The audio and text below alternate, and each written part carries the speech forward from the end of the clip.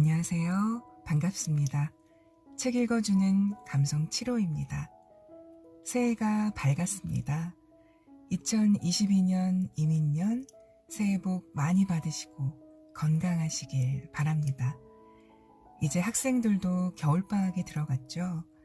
오늘부터 저는 세계 대표 중단편소설, 한국 대표 단편소설을 오디오북 시리즈로 업로드할 생각을 갖고 있는데요.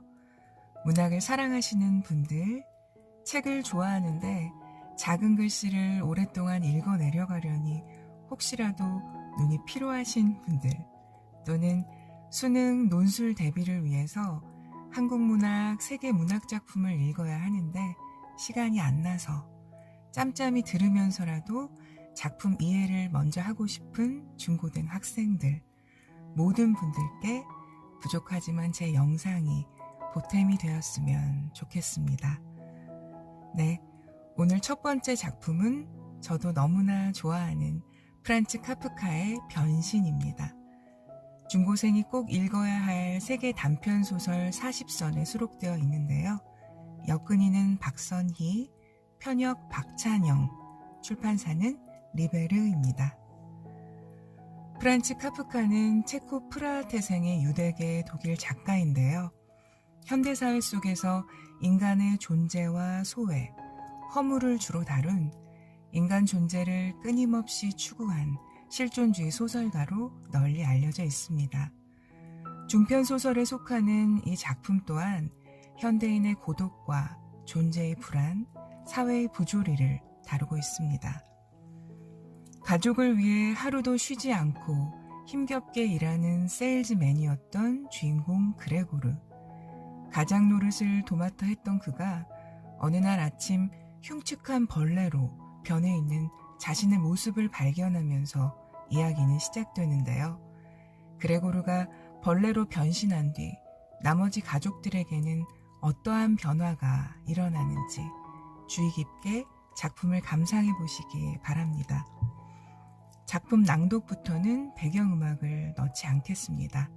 아무쪼록 좋은 시간 되시길 바라면서 낭독 시작할게요. 그 사건은 어느 날 아침에 일어났다.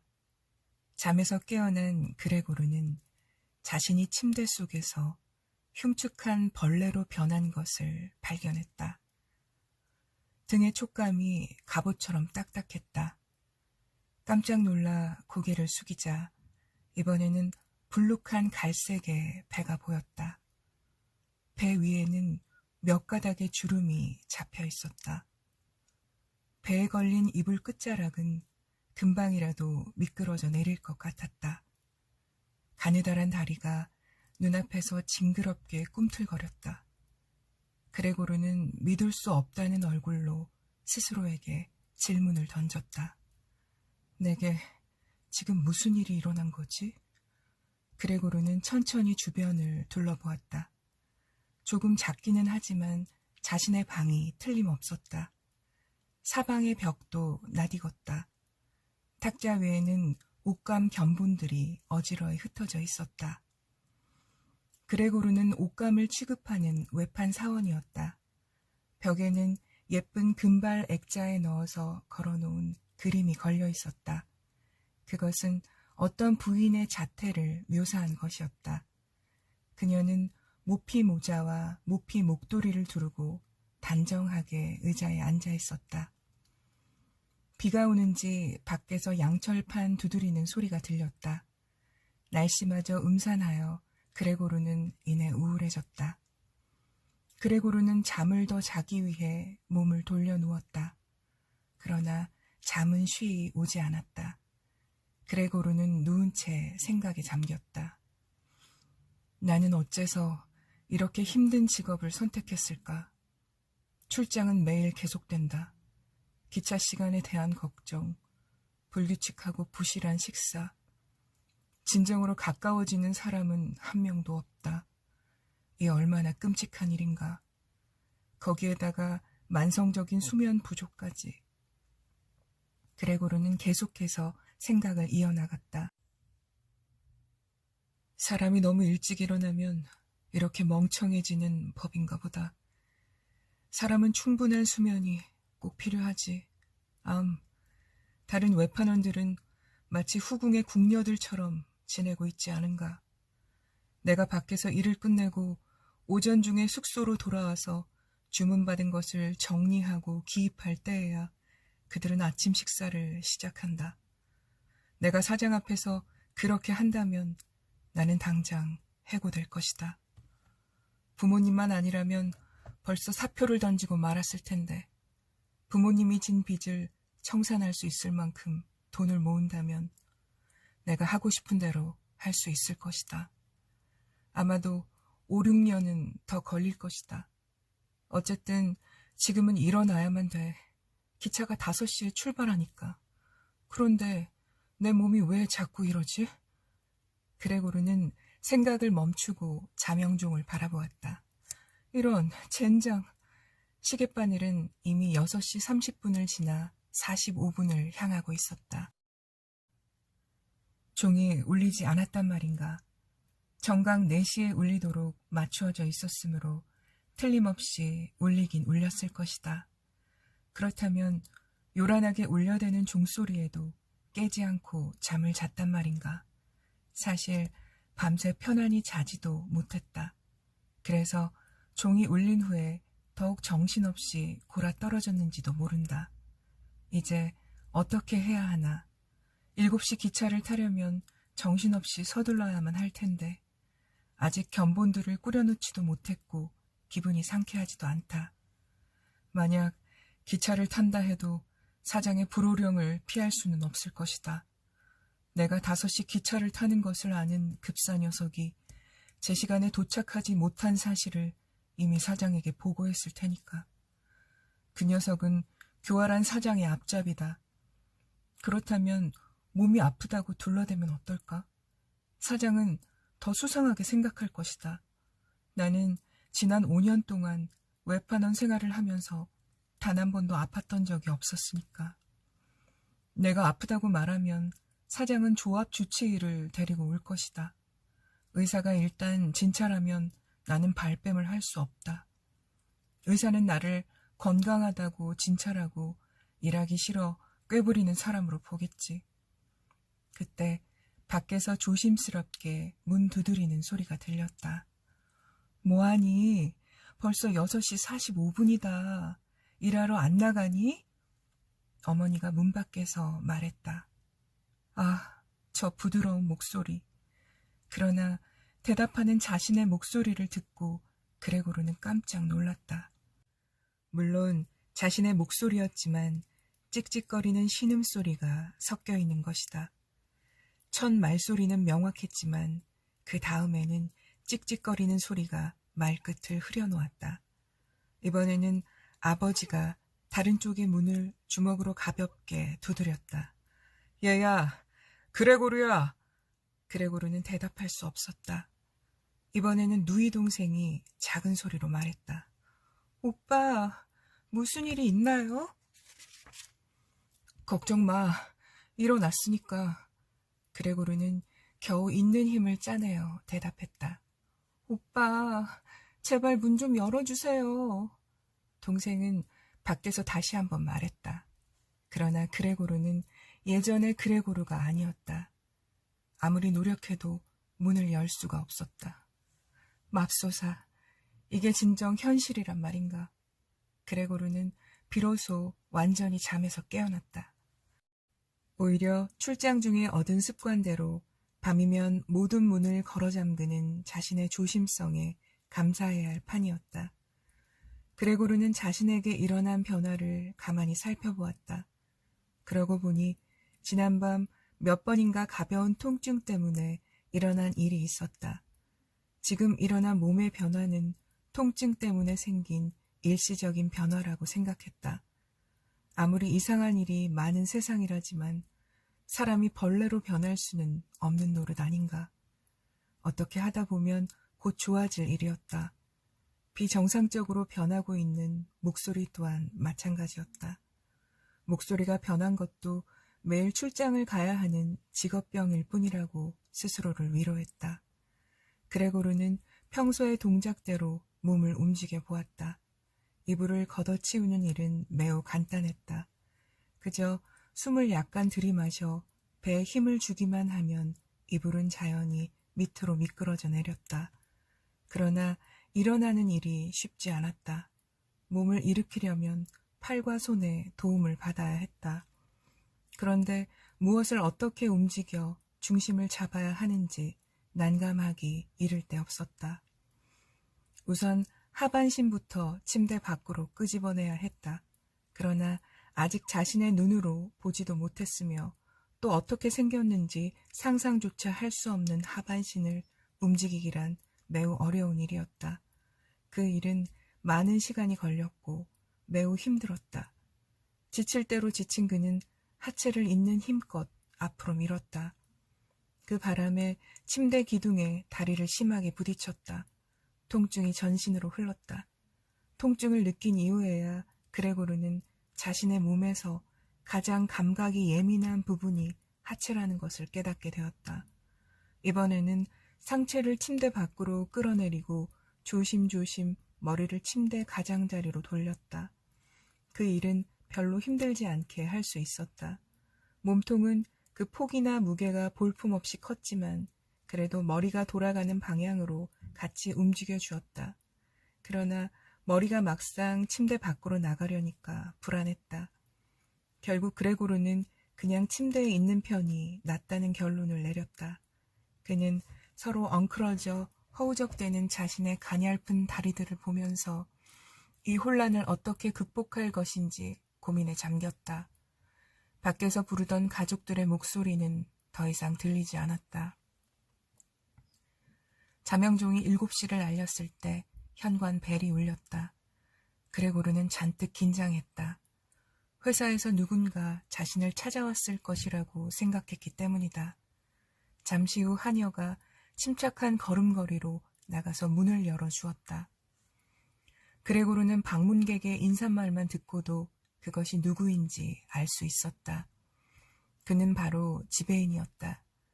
도대체 왜 자기는 잠깐 게으름을 피웠다고 해서 금방 의심을 사는 그런 회사에서 근무해야 하는 팔자를 타고났을까? 도대체가 너나 할 것 없이 고용인들은 모두 쓸모없는 건달들이란 말인가? 그들 중에는 아침에 2~3시간 정도 일을 하지 못했다는 이유로 양심의 가책을 느끼고 얼까지 빠질 지경이 되어 침대 신세를 지게 된 그런 충실하고도 희생적인 사람이 한 사람도 없다는 말인가? 형편을 알아보기 위한 것이라면 급사 정도로도 충분하지 않을까? 꼭 지배인 자신이 와야 한단 말인가? 이 수상쩍은 사건의 조사를 지배인 이외의 사람에게는 맡길 수 없기 때문에 죄 없는 가족에게까지 알려야 한단 말인가? 화가 치민 그레고르는 침대에서 힘껏 몸을 굴려 아래로 뛰어내렸다. 그것은 확고한 결단에서가 아니라 이런저런 생각에 너무 흥분을 했기 때문이다. 쾅 하고 큰 소리가 났다. 저 안에서 무엇인가 떨어진 모양이군요. 지배인의 목소리가 들려왔다. 그레고르는 오늘 자신에게 일어난 일과 똑같은 일이 언젠가는 지배인에게도 일어날 수 있을 것이라고 생각해 보았다. 그런 일이 생기지 않는다고는 아무도 보장할 수 없었다. 그레고르의 그런 의문의 대답이라도 하듯 옆방에서 지배인이 에나멜 장화로 몇 발짝 거닐면서 삐걱거리는 구두소리를 냈다. 동시에 왼쪽 방에서 아버지의 목소리가 들렸다. 그레고르야, 지배인께서 네가 왜 아침 기차로 출발하지 않았느냐고 묻고 계신다. 어떻게 대답을 해드려야 좋을지 모르겠구나. 하여튼 너와 직접 말씀을 나누고 싶다고 하신다. 그러니 문을 열어라. 뭐 다소 방안이 어수선해도 그것은 이해하실 것이다. 여보게 안에 있나? 말이 채 끝나기도 전에 지배인이 다정한 목소리로 물었다. 그 애는 몸이 아파요. 어머니는 변명하듯 대답했다. 그렇겠죠, 부인. 아무래도 달리 생각할 수가 없겠군요. 대단한 병이 아니길 바랍니다만 한 가지 분명한 사실은 웬만한 병은 스스로 극복해야 한다는 점입니다. 아버지는 더 이상은 참지 못하겠다는 듯 끼어들었다. 이제 지배인께서 들어가셔도 되겠니? 안 돼요. 그레고르는 절망적으로 대답했다. 왼쪽 방에서는 숨막힐 듯한 침묵이 흘렀다. 오른쪽 방에서는 누이 동생이 흐느껴 울기 시작했다. 그레고르는 짜증이 일었다. 도대체 누이 동생은 왜 다른 사람들과 함께 있지 않은 것일까? 틀림없이 방금 일어나서 아직 옷도 제대로 갈아입지 않은 모양이다. 그런데 울기는 왜 울까? 내가 일어나지도 않은 데다가 지배인을 방에 들여놓지 않았기 때문일까? 내가 실직당할 것 같아서? 만일 그렇게 되면 사장이 다시 옛날의 빚을 가지고 부모님을 괴롭힐까봐 두려워서 우는 것일까? 그러나 그것은 지금으로서는 쓸데없는 걱정이다.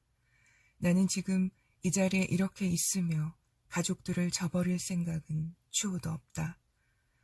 잠자군, 도대체 어떻게 된 일인가? 그때 노크 소리와 함께 지배인이 문 앞에서 조용히 말했다. 자네는 자기 방에 틀어박혀서 단지 네 아니오라는 대답뿐이군. 자네는 얼토당토 않는 방법으로 직무를 태만히 하고 있네. 나는 지금 이 자리에서 진지하게 자네 부모님과 사장님을 대신해서 말하지 않을 수 없네. 나는 그래도 자네를 침착하고 분별력 있는 사람이라고 생각했는데 자네는 이상야릇한 변덕을 부리려고 작정한 사람 같군. 사실은 오늘 아침 일찍 사장님께서 내게 자네의 결근 이유를 추측해서 이야기해 주셨네. 최근 자네에게 맡겨놓았던 회수금에 관한 문제였네. 나는 그것을 사장님의 지레짐작에 불과하다고 분명하고 단호하게 이의를 제기했네.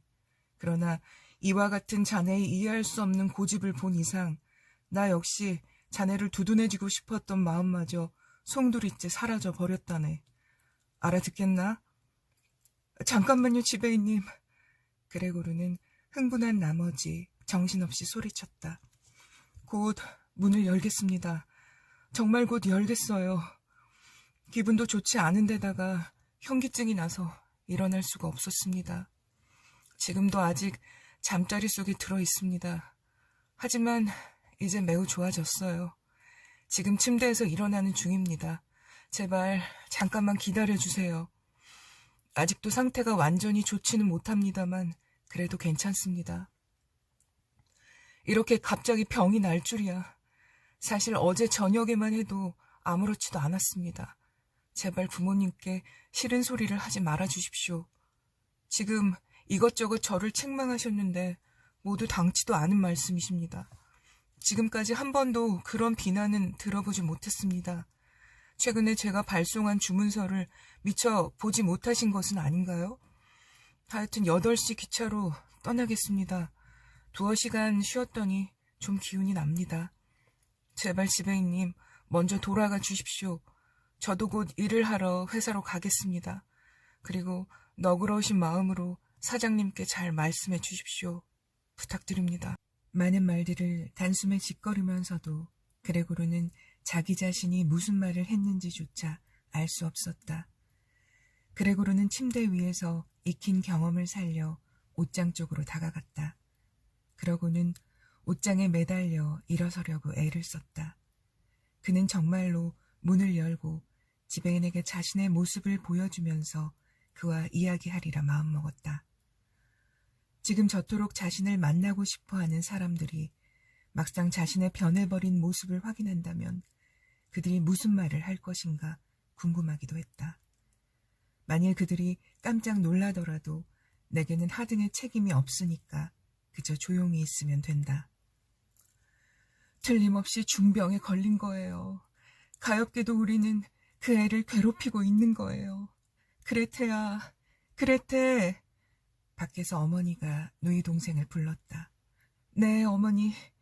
누이 동생이 맞은편에서 대답했다. 그리고 그레고르의 방을 가운데에 두고 서로 이야기를 주고받았다. 당장 의사한테 갔다 오너라. 네 오빠가 아프단다. 빨리 의사를 불러오너라. 너도 방금 그레고르가 말하는 소리를 들었지? 그것은 무슨 짐승의 목소리였습니다. 하고 지배인이 작은 소리로 말했다. 안나, 안나, 얼른 열쇠 장수를 불러오너라. 이번에는 아버지가 손뼉치며 주방 하녀에게 소리쳤다. 두 소녀는 옷자락을 펄럭이며 문간방을 빠져나갔다. 그레고르는 기분이 좋아졌다. 다른 사람들은 그의 상태가 정상이 아님을 확신하고 그를 도와주려 했다. 이런 조치가 취해진 데 대한 기대와 신뢰감으로 그레고르는 마음이 들떴다. 그는 비로소 사람이 사는 세계와 자신이 연결되어 있다는 기분이 들었다. 그리고 곧 불려올 의사와 열쇠 장수에게 그는 커다란 성과를 기대했다. 시시각각으로 다가오고 있는 운명을 결정지어줄談판이 시작될 때, 될 수 있는 대로 정확한 음성으로 말하기 위해서 그는 몇 번 헛기침을 해보았다. 그러는 동안 옆방은 매우 조용해졌다. 아마도 부모님은 지배인과 거실 테이블에 이마를 맞대고 앉아 조용히 이야기를 나누고 있거나, 그렇지 않으면 모두들 문에 기대서서 이쪽 방의 소리를 엿듣고 있는지도 모른다.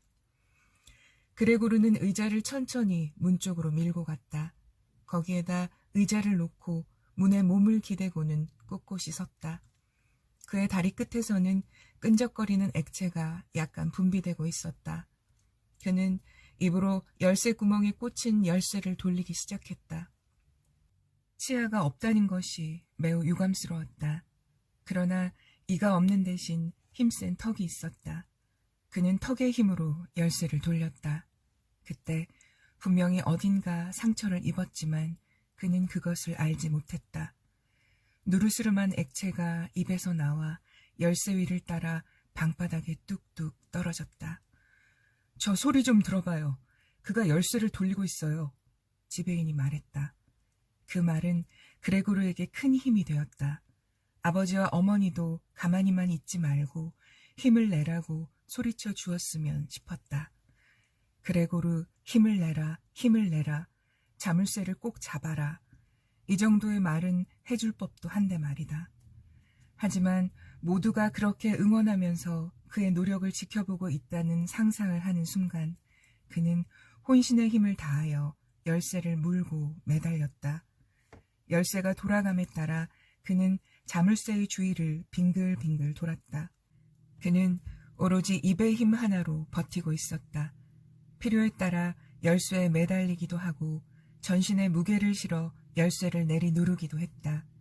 마침내 자물쇠 열리는 소리가 들리자 그는 제정신으로 돌아왔다. 그는 안도의 숨을 내쉬면서 중얼거렸다. 이젠 열쇠 장수가 필요 없게 되었어. 그는 문을 활짝 열기 위하여 고개를 손잡이 위에 올려놓았다. 이렇게 해서 겨우 문은 열렸지만 문이 안쪽으로 열렸기 때문에 그의 모습은 문 뒤에 가려져 밖에서는 보이지 않았다. 그는 열린 문짝을 따라 천천히 밖으로 돌아 나와야만 했다. 더욱이 문 밖에서 보기 흉하게 벌렁 자빠질 우려가 있기 때문에 극히 신중하게 움직여야 했다. 그를 처음 발견한 사람은 지배인이었다. 아! 지배인이 큰 소리로 비명을 지르며 뒷걸음질을 쳤다. 눈에 보이지 않는 어떤 힘의 작용에 의해 떠밀려가는 듯한 모습이었다. 지배인이 와 있는데도 풀어헤친 머리를 손질조차 하지 않은 어머니는 양손을 합장하고 아버지를 보는가 싶더니 이내 맥없이 쓰러지고 말았다. 그 순간 주름치마가 활짝 펼쳐 있고 얼굴은 가슴 속에 묻혀 전혀 보이지 않았다. 아버지는 양쪽 눈을 가리고 뚱뚱한 가슴을 들썩거리며 울기 시작했다. 이 상황에서도 냉정을 유지하고 있는 사람은 자기 혼자뿐이라는 것을 확신하며 그레고르는 입을 열었다. 자, 그럼 곧 옷을 입고 견본을 챙겨가지고 출발하겠습니다. 출발해도 되겠죠?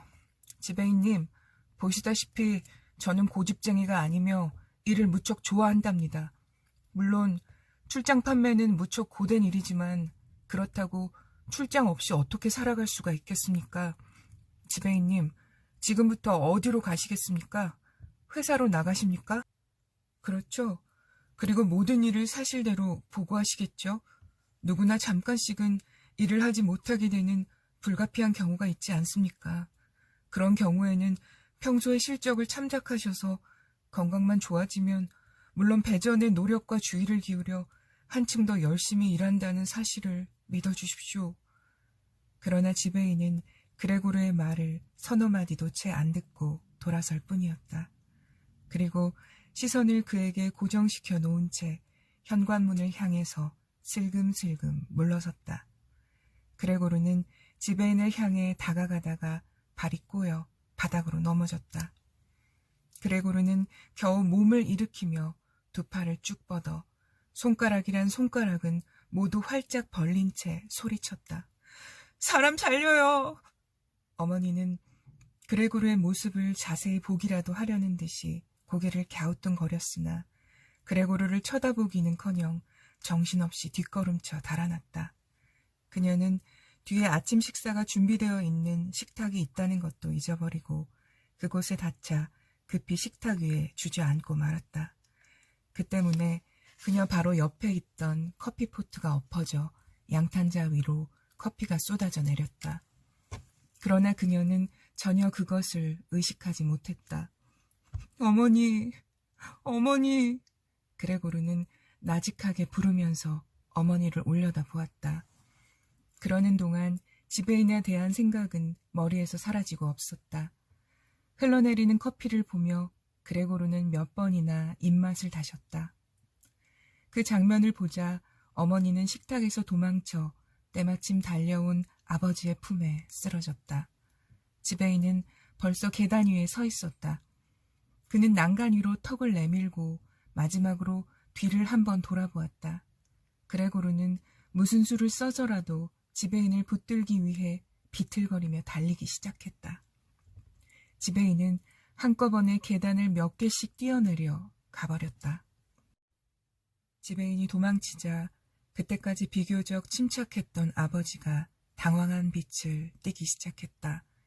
그는 몸소 지배인을 쫓아간다든가 혹은 지배인을 뒤쫓아 가려는 그레고르를 내버려 두기는커녕 지배인이 소파 위에 내팽개치고 간 모자와 외투 그리고 짧은 지팡이를 오른손에 집어들고 그레고르를 방으로 몰아 넣으려고 했다. 그레고르가 아무리 애원을 해도 소용이 없었고 사정하는 말도 이해하지 못했다. 아버지는 그레고르에게 닥친 장애는 생각지도 않고 한층 더 큰 소리로 그레고르를 몰아댔다. 이미 등 뒤에서 들려오는 그 소리는 이 세상에서 단 한 사람뿐인 아버지의 목소리는 아니었다. 그레고르는 될 대로 되라는 식으로 무작정 문을 향해 돌진했다. 한쪽 몸통에 문이 끼어 위를 향해 치켜졌으므로 그는 방문 사이에 비스듬히 걸려 있었다. 한쪽 옆구리가 심하게 벗겨지고 하얗게 칠한 문에는 보기 흉한 얼룩이 묻었다. 자신의 힘으로는 더 이상 어떻게 할 수 없을 정도로 꼼짝달싹도 할 수 없게 되었다. 한쪽의 다리들은 허공을 향해 바르르 떨었으며 다른 쪽 다리들은 마룻바닥에 짓눌려서 몹시 아팠다. 그때 아버지가 뒤에서 힘차게 그를 밀었다. 그 때문에 그레고르는 피투성이가 되어 자신의 방 안으로 밀려 들어왔다. 방문을 닫는 소리가 꽝 하고 들렸다. 저녁 무렵 그레고르는 겨우 깊은 잠에서 깨어났다. 무슨 약속이 있어서가 아니라 이제는 눈을 떠야 할 시각이었다. 왜냐하면 푹 수면을 취했기 때문이다. 그러나 사실은 소란스럽게 걷는 발소리와 문간방 쪽으로 통하는 문을 조심스럽게 여닫는 소리에 잠이 깬 것 같았다. 천장과 가구 위에 가로등의 불빛이 새어들어와 비치고 있었으나 방바닥과 그레고르의 주위는 어두웠다. 그제야 그레고르는 촉각을 서투르게 작용시키면서 무슨 일이 일어났는지 알아보려고 살그머니 문 쪽으로 기어갔다. 왼쪽 허리 언저리에 당기는 듯한 상처가 생겨서 그는 두 줄로 된 양쪽 다리를 절름거리지 않을 수가 없었다. 게다가 아침의 소란으로 한쪽 다리에 심하게 부상을 입었다. 그는 힘없이 질질 다리를 이끌고 기어갔다. 그는 문 앞까지 와서야 비로소 무엇이 그를 유혹했는지를 알게 되었다. 그것은 바로 음식 냄새였다. 즉, 그곳에는 흰빵 부스러기가 둥둥 떠있는 우유 그릇이 놓여 있었다. 그레고르는 기쁜 나머지 탄성을 지를 뻔했다. 아침 나절보다도 배가 더 고팠기 때문이다. 그는 곧 우유 속에 눈까지 잠길 정도로 머리를 집어넣었다. 그러나 이내 실망하고 목을 움츠렸다. 몸통의 왼쪽 허리 언저리가 아파서 먹기에 부자유스러웠을 뿐 아니라 평소에는 아주 즐겨 먹던 것이었고 그렇기 때문에 누이 동생이 생각해서 방 안에 넣어준 우유였는데 지금은 전혀 맛이 나지 않았다. 그는 온몸에 소름이 끼치는 것 같아서 음식을 밀치고 방 한가운데로 기어서 왔다. 문틈으로 내다보니 거실의 가스등이 훤히 밝혀져 있었다. 여느 때 같았으면 이 시각에는 아버지가 석간신문을 어머니나 누이 동생에게 큰 소리로 읽어주셨을 텐데 지금은 아무 소리도 들리지 않았다. 어쩌면 이렇게들 조용하게 지낼 수가 있을까? 그레고르는 혼잣말을 했다. 밀려오는 어둠을 지켜보면서 그는 부모님과 누이 동생을 이런 좋은 환경에서 생활하게끔 해준 자신이 대견하게 여겨졌다. 그러나 지금의 안락, 행복, 만족의 일체가 무서운 종말로 다가온다면 어떻게 될 것인가? 이런 환상을 떨쳐버리기 위해서 차라리 몸이라도 움직여보는 것이 낫겠다고 생각한 그레고르는 이리저리 방 안을 기어다녔다. 시간이 흐르자 옆쪽 문이 한 번, 맞은편 문이 한 번 열렸다가 닫혔다. 누군가가 뭔가를 하기 위해 방을 기웃거리는 모양이지만 불안해서인지 망설이는 눈치였다. 그레고르는 문 옆에 몸을 바짝 밀착시키고 들어오기를 주저하고 있는 방문자를 어떻게 해서든지 방 안으로 들어오게 하든가 그것이 불가능하다면 최소한 상대가 누구인가를 알아내려고 했다. 그러나 문은 한참을 기다려도 더 이상 열리지 않았다. 문이란 문은 모조리 잠겨 있었던 오늘 아침에는 저마다 서로 그레고르의 방으로 들어오려고 했었는데 지금은 아무도 들어오려 하지 않았다. 더구나 문 하나는 이미 그레고르가 열었었고 다른 문들은 모두 낮 동안에 열렸을 것이 분명하다. 그리고 지금은 모든 자물쇠가 밖에서 채워져 있었다. 밤이 깊어 거실에 등불이 꺼졌을 때에야 비로소 그는 부모님과 누이 동생이 그때까지 자지 않고 있었음을 짐작할 수 있었다. 발끝으로 걸어서 가만가만히 멀어져가는 세 사람의 발소리를 똑똑히 들었기 때문이다. 그렇다면 다음 날 아침까지는 아무도 그레고르의 방을 방문하지 않으리라. 그리하여 그레고르는 새벽녘까지의 남은 시간을 이용하여 앞으로의 생활에 대해서 깊이 생각해 볼 작정이었다. 그런데 그레고르는 자신이 지금 방바닥 위에 납작하게 엎드려 있는 이 방, 천장이 높고 텅 빈 이 방은 그를 묘한 불안 속으로 몰아넣었다. 도대체 원인은 알 수 없었다. 5년 동안이나 지내온 자신의 방이 아닌가. 그레고르는 거의 무의식적으로 몸을 굽혀 부끄러운 생각을 하면서 소파 밑으로 기어들어갔다. 등허리가 약간 눌리고 고개를 쳐들 수는 없었지만 소파 밑은 매우 편안하고 아늑했다. 단지 몸통이 너무 커서 전신이 완전히 들어가지 않는 것만이 안타까웠다. 밤새도록 소파 밑에 엎드린 채로 가끔은 꾸벅꾸벅 졸기도 하고 이따금 배가 고파서 잠에서 깨어나기도 하고 또 걱정과 막연한 희망에 사로잡히기도 하면서 하룻밤을 새웠다. 그러나 아무리 생각해 보아도 결론은 한 가지였다. 즉, 당장은 침착하게 가족들로 하여금 인내와 최대의 조심성으로서 그로 인해 일어나는 여러 가지 불쾌감을 견딜 수 있도록 해주어야 한다는 것이다. 자신의 이런 모습은 아무래도 집안 사람들에게 혐오감을 줄 수밖에 없기 때문이다. 해가 채 뜨기도 전인 새벽녘에 그레고르는 자기가 다진 결심을 시험해 볼 기회를 얻었다. 문간방에서 어느새 옷을 갈아입은 누이 동생이 긴장된 얼굴로 문을 열고 방 안을 들여다본 것이다. 그녀는 한참 뒤에 소파 밑에 있는 오빠를 발견하자 스스로를 어찌할 바를 몰라 하다가 밖에서 문을 닫아버렸다. 하지만 이내 자신의 태도를 뉘우친 양 다시 문을 열고는 방 안으로 들어왔다. 마치 중병 환자나 낯선 사람의 방에 들어오는 듯 조심스러운 태도였다. 그레고르는 소파 가장자리까지 목을 빼고 누이 동생을 관찰했다. 우유를 마시지 않은 이유를 누이 동생이 알아줄까? 배가 고프지 않아서 먹지 않은 게 아닌데 좀 더 구미에 맞는 맛있는 것을 가져다 줄 수는 없는 걸까? 시키지 않아도 자진해서 가져다 준다면 얼마나 좋을까? 그로서는 누이 동생으로 하여금 그것을 깨닫게 하느니보다는 차라리 굶어 죽는 편이 나을 것 같았다.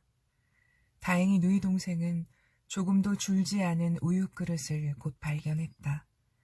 그릇 주위엔 약간의 우유가 흘러있을 뿐 우유는 그대로 남아있었다. 그녀는 곧 그릇을 집어들었다. 맨손이 아니라 걸레 조각으로 말이다. 그러고는 마시지 않은 우유를 들고 밖으로 나갔다. 이번에는 우유 대신에 무엇을 가져다 주려나 하고 그레고르는 기대를 걸고 이것저것 생각해 보았다. 그러나 누이 동생이 정성껏 들고 온 것을 보고 그는 다시 말문이 막혀버렸다. 누이 동생은 오빠의 식성을 시험해 보기 위하여 여러 가지 음식물을 한꺼번에 가지고 와서 그것들을 헌 신문지 위에 펼쳐놓았다. 그것들은 반쯤 썩은 채소와 저녁 식사 때 먹다 남은 가장자리에 흰 소스가 말라붙은 뼈다귀, 건포도와 편도 몇 알, 그레고르가 이틀 전에 이런 것도 먹을 수 있느냐고 핀잔을 주었던 치즈, 아무것도 바르지 않은 마른 빵과 버터를 바른 빵, 똑같이 버터를 발라 소금을 뿌린 빵, 그리고 물을 담은 그릇이었다. 아무래도 이것은 그레고르를 위해 정해놓은 음식인 모양이었다. 누이 동생은 서둘러 나가더니 밖에서 방문을 잠가버렸다. 누이 동생은 그레고르가 자기 앞에서는 아무것도 먹지 않을 것이라고 생각했던 것이다. 문을 잠근 것은 다른 사람이 보지 않으니 마음 놓고 식사하라는 그녀의 신호였다. 그는 밥을 먹기 위해서 다리를 꿈틀거리기 시작했다. 상처는 어느새 다 나아버린 듯했다. 이제는 아무데도 아프지 않았다. 이 점에 대해서 그레고르는 몹시 놀랐다. 한 달 전에 칼로 벤 손가락이 어제까지 욱신욱신 쑤셔대지 않았던가. 그렇다면 나의 감각이 갑자기 둔해진 것이 아닌가. 그는 허겁지겁 치즈를 먹기 시작했다. 여러 가지 음식 중에서 그레고르의 구미를 당긴 것은 다름 아닌 치즈였다. 치즈, 채소, 소스의 순서로 순식간에 먹어치우며 만족스러운 나머지 눈물까지 흘러나왔다. 그런데 신선한 식품 쪽은 오히려 맛이 없었다. 무엇보다도 냄새부터 견딜 수가 없어서 먹고 싶은 것만을 골라 한쪽 옆으로 끌어와 놓고 먹기까지 했다. 그가 음식을 다 먹어치운 후 원래의 자리로 돌아가 태평스럽게 뒹굴고 있는데 누이 동생이 천천히 열쇠를 돌리는 소리가 들려왔다. 소파 밑으로 들어가라는 신호였다. 이미 막 잠이 들려는 상태였음에도 그는 급히 소파 밑으로 기어들어갔다. 그런데 누이 동생이 방 안에 있는 동안에 그 짧은 시간조차 소파 밑에 들어가 있는 일이 그레고르로서는 쉽지 않은 고역이었다. 왜냐하면 음식을 잔뜩 먹었기 때문에 배가 불러 얕은 소파 밑은 갑갑해서 숨도 제대로 쉴 수 없을 지경이었기 때문이다. 누이 동생은 재빨리 모든 음식을 쓸어 통 속에 넣고는 나무 뚜껑을 닫은 후에 방을 나갔다. 그레고르는 숨이 막혀 질식할 듯한 상태에서 약간 튀어나온 눈으로 누이 동생의 모습을 바라보았다. 누이 동생이 등을 보이며 돌아서자마자 그레고르는 바로 소파 밑에서 기어나와 기지개를 켜며 편안한 자세가 되었다. 이런 식으로 매일의 식사가 그레고르에게 제공되었다. 아침 식사는 부모님과 하녀가 일어나기 전에, 점심 식사는 식구들의 식사가 모두 끝난 후에 주어졌다. 왜냐하면 점심 후에는 늘 부모님은 잠시 동안 낮잠을 잤고 하녀는 누이 동생의 심부름으로 시장을 보러 외출하기 때문이었다. 물론 아무도 그레고르를 굶겨 죽이려 생각하지는 않았지만 그런 시간에 음식을 주는 이유는 결국 집안 사람들이 그레고르를 피하고 싶었기 때문이며 그레고르에 대한 이야기는 누이 동생의 입을 통해서 듣는 것만으로도 만족했기 때문이다. 또 누이 동생으로서는 가족들에게 더 이상 이 일로 걱정을 끼쳐서 슬픔을 더 크게 확대시키고 싶지 않았던 것이다. 그레고르로서는 도대체 첫날 아침에 의사와 열쇠 장수를 어떤 구실을 붙여서 돌려보냈는지 그 무렵의 일을 전혀 알 수가 없었다. 그레고르가 하는 말은 상대방이 이해하지 못했으며 또 사람들은 그레고르가 자신들의 이야기를 정확하게 이해할 수 있으리라고는 아무도 믿지 않았기 때문이다. 그런 상황이었기 때문에 누이 동생도 그레고르의 방에 들어와서는 가끔씩 한숨을 쉬거나 성자의 이름을 외우며 기도하는 것 외에는 아무 말도 하지 않았다. 따라서 그레고르도 그것을 듣는 것으로 만족할 수밖에 없었다. 그레고르는 가족과 격리된 순간부터 외로움을 느꼈다. 조금이라도 사람의 목소리가 들리면 그는 곧 문 옆으로 기어가서는 몸을 문에다 바짝 붙였다. 특히 처음 며칠 동안에는 속삭이는 소리이기는 했지만 그에 대한 이야기가 나오지 않은 적이 한 번도 없었다.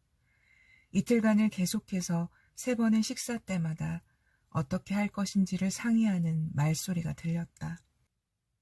식사와 식사 사이의 시간에도 집안의 누군가가 자기에 대하여 서로 이야기하는 소리가 들렸다.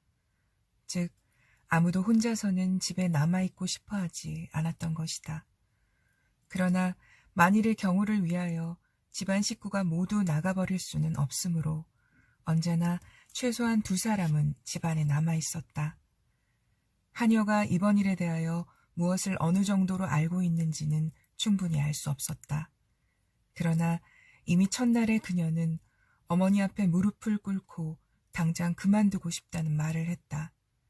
그리고 15분쯤 지나 마침내 집을 나갈 때에는 마치 큰 은혜나 입은 것처럼 눈물을 흘리면서 해고시켜준 데 대하여 감사를 표시하고 이쪽에서 부탁하지도 않았는데 이번 일에 대해서는 털끝만큼도 다른 사람에게 말하지 않겠노라고 굳게 맹세하고 떠났다.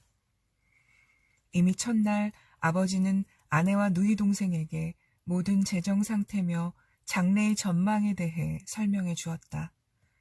그는 이따금 작은 금고에서 문서나 장부 같은 것을 들고 왔는데 이 금고는 5년 전 그의 사업이 파산했을 때 겨우 건져낸 것이었다. 복잡한 자물쇠를 열고 필요한 것을 찾은 후에 다시 잠그는 소리가 들려왔다. 부친의 이러한 설명은 어떤 점에서는 그레고르가 감금 생활을 시작한 이래로 그의 마음을 위로해주는 최초의 것이었다. 이제까지 그는 부친이 파산했기 때문에 빈 털터리가 되어버렸다고만 믿고 있었다. 부친은 최소한 그레고르에게 그 반대의 말은 하지 않았던 것이다. 또 그레고르 쪽에서도 거기에 대해서 부친에게 물어본 적이 없었다. 당시 그레고르는 가족들을 완전한 절망으로 몰아넣은 그 사업의 불행을 될 수 있는 대로 빨리 가족들의 머릿속에서 지워버리는데 힘을 기울일 일 외에는 아무것도 생각하지 않았다. 그랬기 때문에 그레고르는 남보다 열심히 일했으며 하룻밤 사이에 미미한 일개 점원에서 외판원으로 뛰어오를 수 있었다. 물론 외판원이 되고부터 돈을 버는 여러 가지 방법들을 알게 되었으며 일의 결과는 당장 수수료나 현금의 형태로 바뀌었다. 그래서 이 돈을 집으로 가져와 가족들이 놀라게 테이블 위에 펼쳐 보일 수가 있었던 것이다. 그 무렵은 정말 신났었다. 후에 그레고르는 충분히 한 가정을 지탱할 수 있을 정도의, 그리고 현재 집안 재정을 꾸려나가는데 넉넉한 돈을 벌기는 했지만 그 신이 나던 시절은 이제는 더 이상 그 옛날의 화려함과 더불어 돌아오지 않을 것이다. 가족들도 그레고르도 그것이 모두 습관이 되어 돈을 받는 쪽의 감정과 내놓는 쪽의 호기에는 변함이 없었지만 거기에는 이미 훈훈한 정이 담긴 특별한 감정이 나올 수가 없었다. 오직 누이 동생만이 변함없이 오빠에게 각별한 애정을 나타내었다. 그레고르와는 달리 그녀는 음악에 재능이 있었다. 바이올린 솜씨가 훌륭했으므로 누이 동생을 내년에는 음악학교에 입학시켜야겠다는 것이 그레고르가 평소에 생각해둔 계획이었다. 부모님은 그런 순진한 대화를 듣기만 해도 인상을 찌푸리곤 했다. 그러나 그레고르는 이 계획을 빈틈없이 세워놓고 크리스마스 이브에는 그것을 엄숙하게 발표하려고 마음먹고 있었다.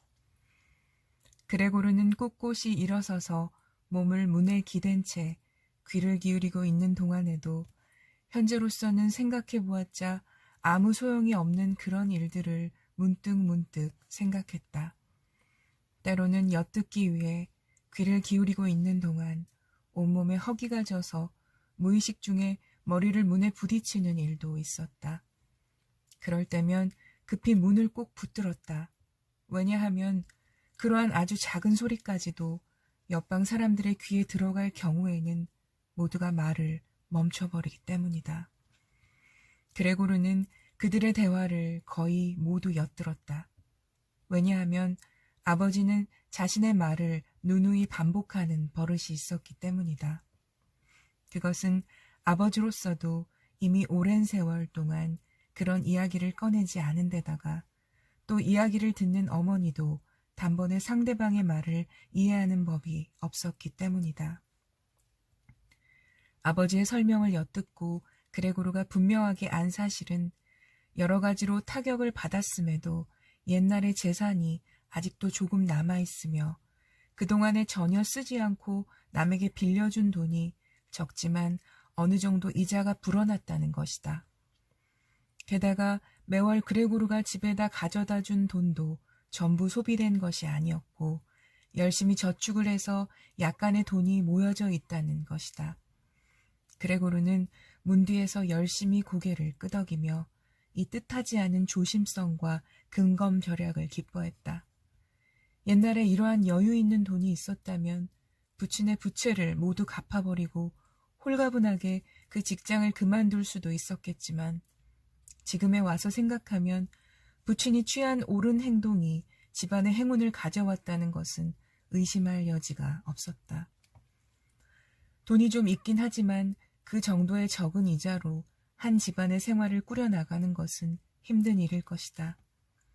아마도 그 정도의 돈으로는 1년이나 겨우 2년 정도 연명할 수 있을 것이다. 결국 그것은 손을 대서는 안 될 돈이었고 만일의 경우를 대비하여 남겨두어야 할 정도의 금액에 지나지 않았다.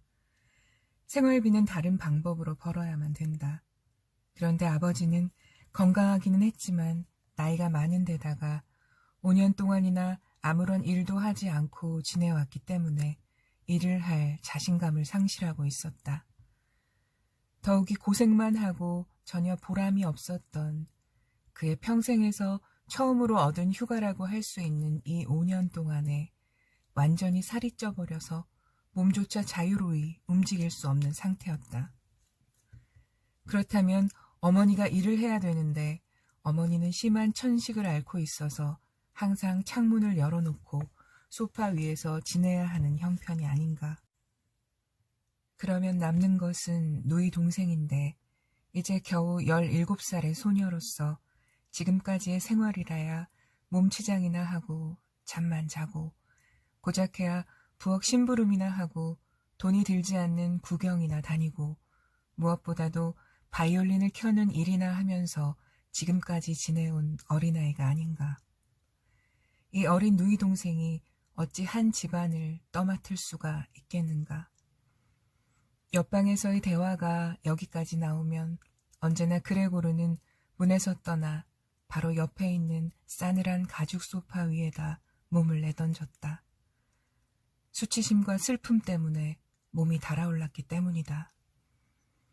그레고르는 가죽 소파 위에서 꼼짝하지 않고 소파에 씌워진 가죽을 쥐어 뜯는 일이 잦아졌다.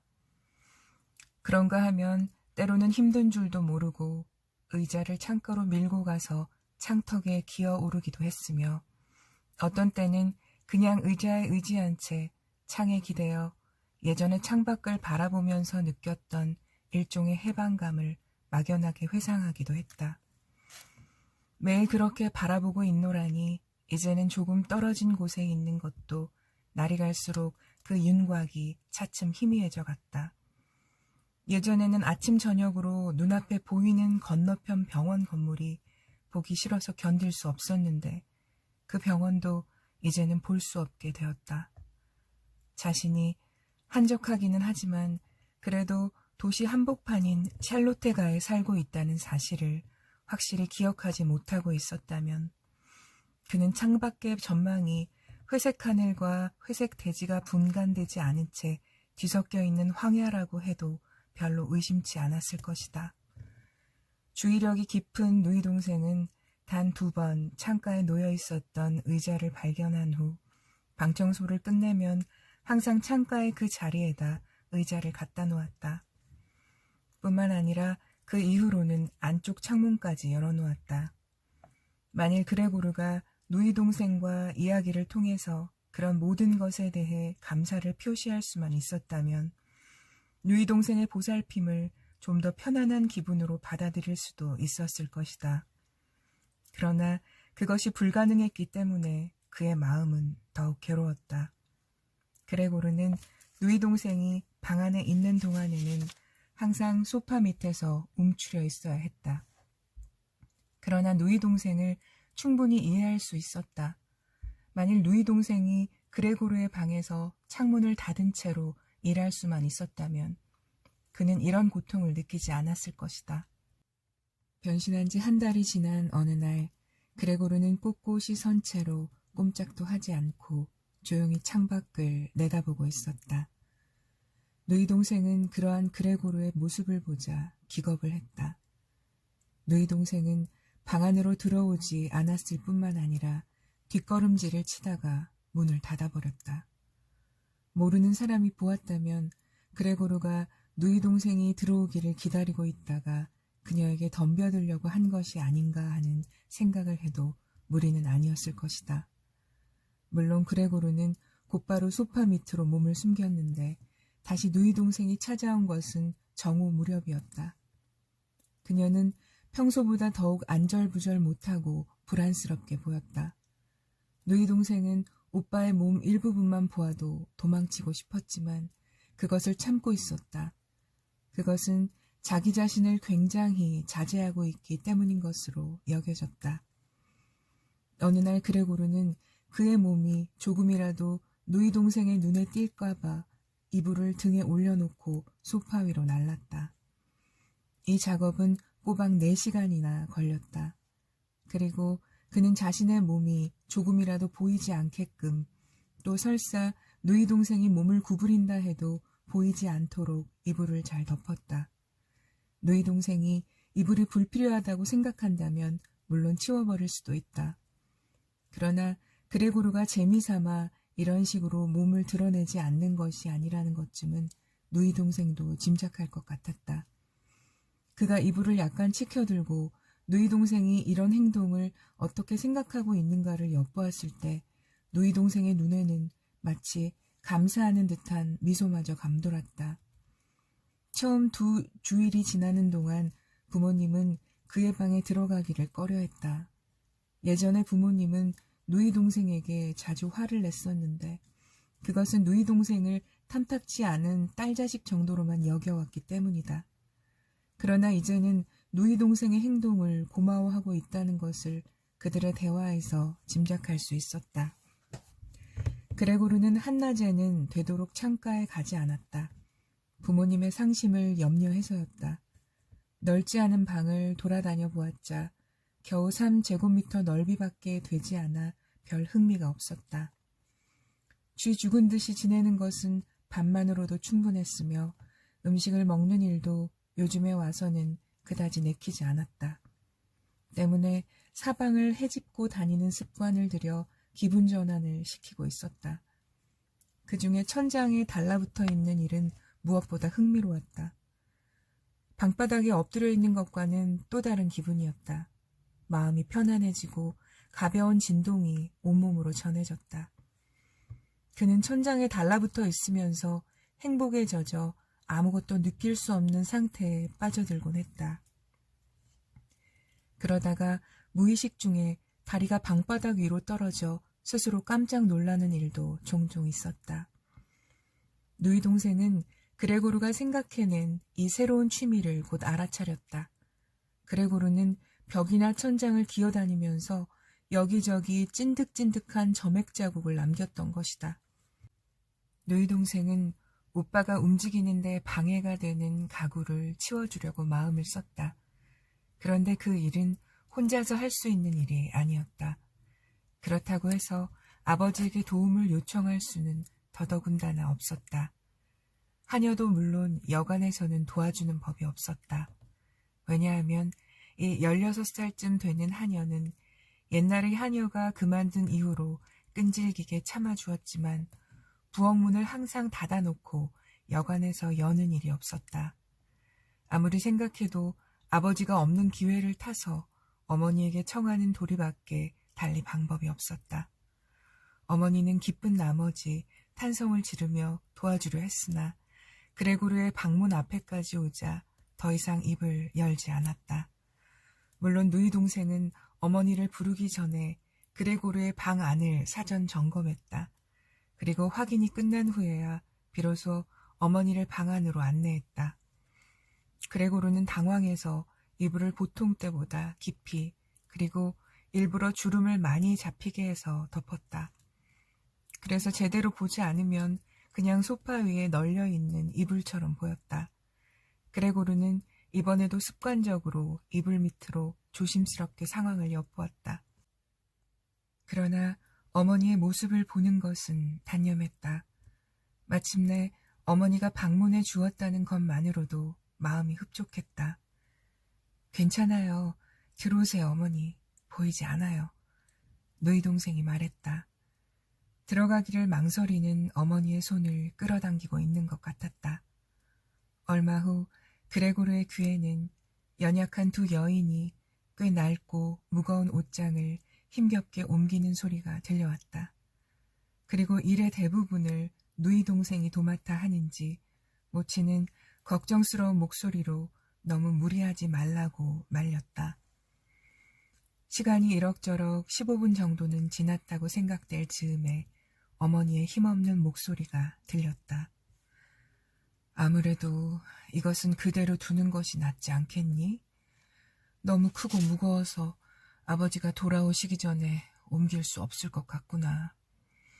그렇다고 이 큰 것을 그냥 방 한가운데다가 방치해두면 그레고르가 다니는데 방해가 될 테고 더구나 가구를 치워버리는 것을 그레고르가 좋아할지 우리로서는 알 수가 없지 않니. 차라리 전처럼 두는 편이 그레고르를 위하는 것이 아니냔 말이다. 가구가 없으니 방 안이 온통 텅 비어서 나로서는 허전한 기분이 드는구나. 그레고르가 오랫동안 이 방에서 지내왔으니 갑자기 모든 것을 바꿔버리면 아무래도 버림을 받은 기분이 들지 않을까? 게다가 이런 짓을 한다는 것은. 어머니는 여린 목소리로 말했다. 처음부터 어머니는 조용히 누이 동생의 귓가에 바짝 다가가 말했다. 그레고르가 어디에 숨어 있는지 정확하게 알 수는 없었지만 하여튼 자신의 목소리가 그에게 들리게 하고 싶지 않다는 태도였다. 그녀는 설마 그레고르가 사람의 말을 이해하리라고는 도저히 생각할 수 없었다. 가구를 없애버린다면 마치 우리가 그 아이의 회복을 아주 단념해버리고 더 이상 그 아이에 대해서 신경을 쓰지 않는 것처럼 보이지 않겠니? 나는 그런 생각이 든다. 방 모양을 옛날과 똑같이 놓아두어야 그 아이가 회복되었을 때라도 자신의 방이 하나도 변하지 않은 것을 보고 그만큼 쉽게 그동안의 일을 잊을 수가 있을 것 같구나. 어머니의 말을 엿듣는 동안 그레고르는 깨달았다. 사람들과 어울릴 수 없고 더구나 단조로운 2달 동안의 생활이 아무래도 자신의 머리를 돌아버리게 한 것이 아닌가 하고, 제정신이라면 선조로부터 물려받은 가구가 놓여있는 정든 방을 텅 빈 동굴로 만들어버리려는 생각을 감히 할 수 있겠는가 말이다. 가구가 없으면 물론 구석구석을 마음대로 기어다닐 수는 있겠지만 그와 동시에 옛날의 그의 삶은 순식간에 잊어버리게 되리라.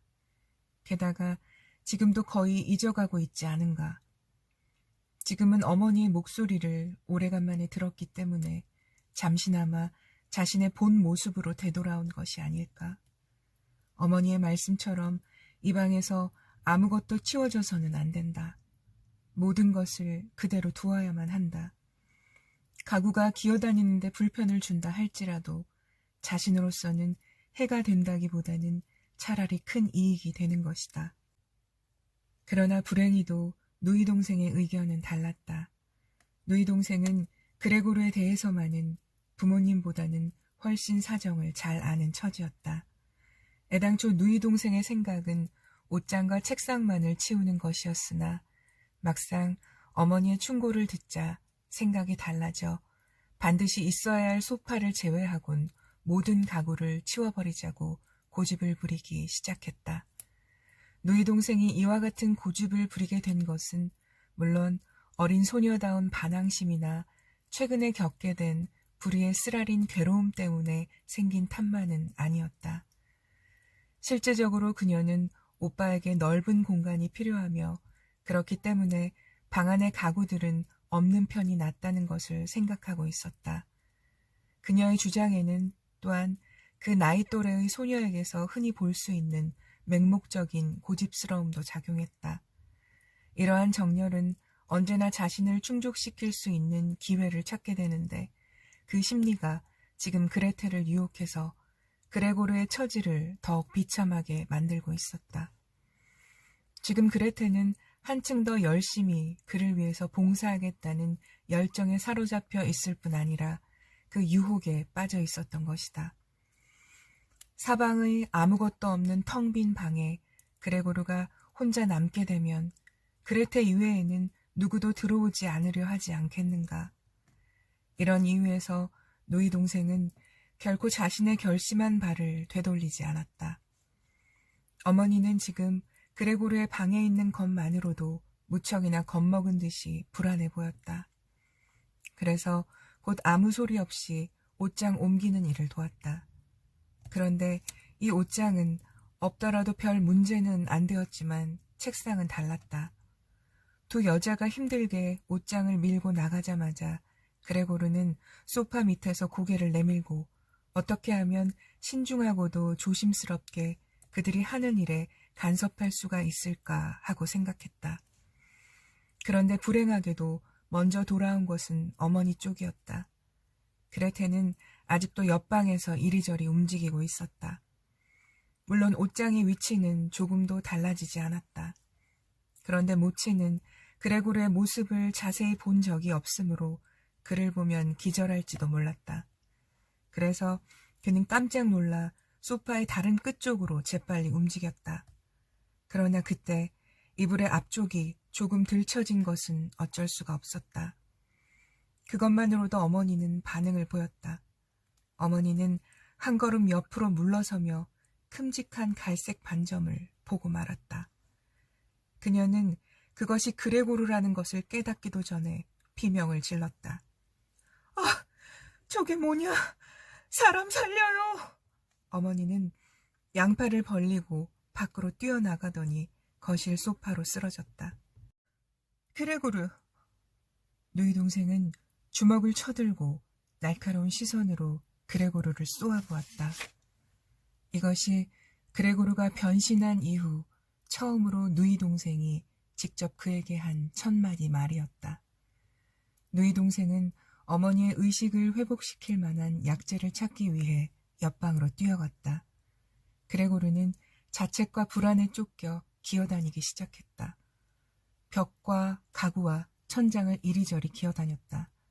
방 전체가 빙빙 돌기 시작하더니 절망 상태에서 천장 위에 있던 그레고르는 아래 책상 위에 한 복판에 떨어지고 말았다. 이로부터 얼마간의 시간이 흘렀다. 그레고르는 맥없이 늘어진 채 누워있었다. 주인은 조용했다. 그때 초인종이 울렸다. 하녀는 주방에만 틀어박혀 있었기 때문에 그레테가 나가야만 했다. 아버지가 들어온 것이다. 무슨 일 있었니? 아버지의 첫마디였다. 그레테의 표정을 보고 모든 것을 짐작한 것이 틀림없다. 어머니가 기절하셨어요. 하지만 지금은 괜찮아지셨어요. 그레고르가 기어나왔지 뭐예요. 그레테의 목소리가 잘 들리지 않는 것은 분명히 아버지의 가슴에 얼굴을 파묻고 있기 때문일 것이다. 네, 그럴 줄 알았다. 내가 항상 주의를 주었는데도 여자들이란 도대체 사람 말을 안 들어먹는단 말이야. 그러니까 이 모양이지. 아버지는 그레테의 아주 간단한 보고를 듣고 그레고르가 무슨 난폭한 짓이라도 저지른 것으로 생각하는 모양이었다. 그래서 그레고르는 아버지의 마음을 진정시킬 수 있는 일을 해야만 했다. 그에게 사정을 설명할 시간도 가능성도 없었다. 그는 자신의 방문 앞으로 달려가 몸을 문에 바짝 붙였다. 이렇게 하면 현관에서 들어오는 아버지께서 문만 열어주면 곧 자신의 방으로 들어가려고 하는 자신의 뜻을 알아주리라 생각했다. 그러나 아버지는 그레고르의 이러한 섬세한 마음씨를 헤아릴 수 없었다. 그는 방 안으로 들어서자마자 그레고르! 하고 소리쳤다. 분노와 희열이 뒤섞인 듯한 묘한 목소리였다. 그레고르는 고개를 돌려 아버지 쪽을 쳐다보았다. 그의 눈앞에 있는 아버지는 정말 상상도 못했던 모습을 하고 있었다. 물론 최근에는 기어다니는 일에 정신이 팔려서 집안이 어떻게 돌아가는지 통 모르고 지냈다.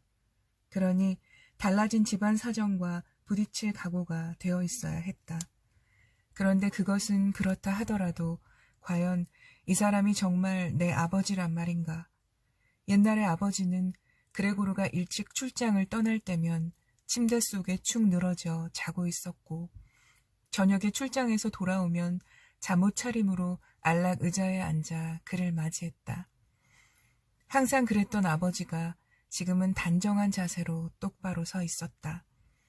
은행 수의와 같은 몸에 잘 어울리는 금단추가 달린 감색 제복을 입고 있었으며 저고리의 옷깃 부분 위로 나온 턱은 두 겹으로 겹쳐 있었다. 새까만 눈썹 밑에는 생기 있고 초롱초롱한 눈이 반짝였다. 백발의 머리도 단정하게 빗질을 해서 머리카락이 착 달라붙어 빛나고 있었다. 그는 은행 이름인 것 같은 금실로 머리 글자를 수놓은 제모를 방 안의 침대 위로 던졌다. 그리고 제복의 긴 옷자락 끝을 쓰다듬으며 양손을 바지 주머니 속에 푹 넣고 매우 못마땅한 표정으로 그레고르 쪽으로 걸어왔다. 아버지는 아마도 자신이 지금 무엇을 해야 할지 잘 모르고 있는 것 같았다. 어쨌든 그는 힘차게 걸었다. 그레고르는 아버지의 구두 바닥이 별스럽게 큰 것을 보고 놀랐다. 그러나 그는 어찌해야 할지를 몰랐다. 새로운 생활이 시작된 이래 아버지는 지금 그를 최대한으로 엄하게 다룰 결심인 듯 했다. 그러나 그레고르는 당연한 일이라고 생각했다. 그래서 아버지가 다가오면 도망치듯 물러섰고 아버지가 멈추면 그도 따라 움직이지 않았다. 아버지가 조금만 몸을 움직여도 그는 이내 재빨리 도망쳤다. 그렇게 빙빙 돌기를 몇 번이나 했다. 아버지의 동작은 해치려는 것처럼 보이지는 않았다. 벽이나 천장으로 도망친다면 아버지가 좋아하지 않으리라 생각했기 때문에 그레고르는 일단 마룻바닥에 가만히 있기로 했다. 아무튼 그레고르는 마룻바닥 위를 기어다니는 일도 그리 오래 할 수는 없었다. 왜냐하면 아버지가 자리를 옮길 때마다 그레고르도 따라 움직여야 했기 때문이다. 아버지는 옛날에도 폐가 그다지 좋은 편이 아니었다. 그는 가슴이 답답했다.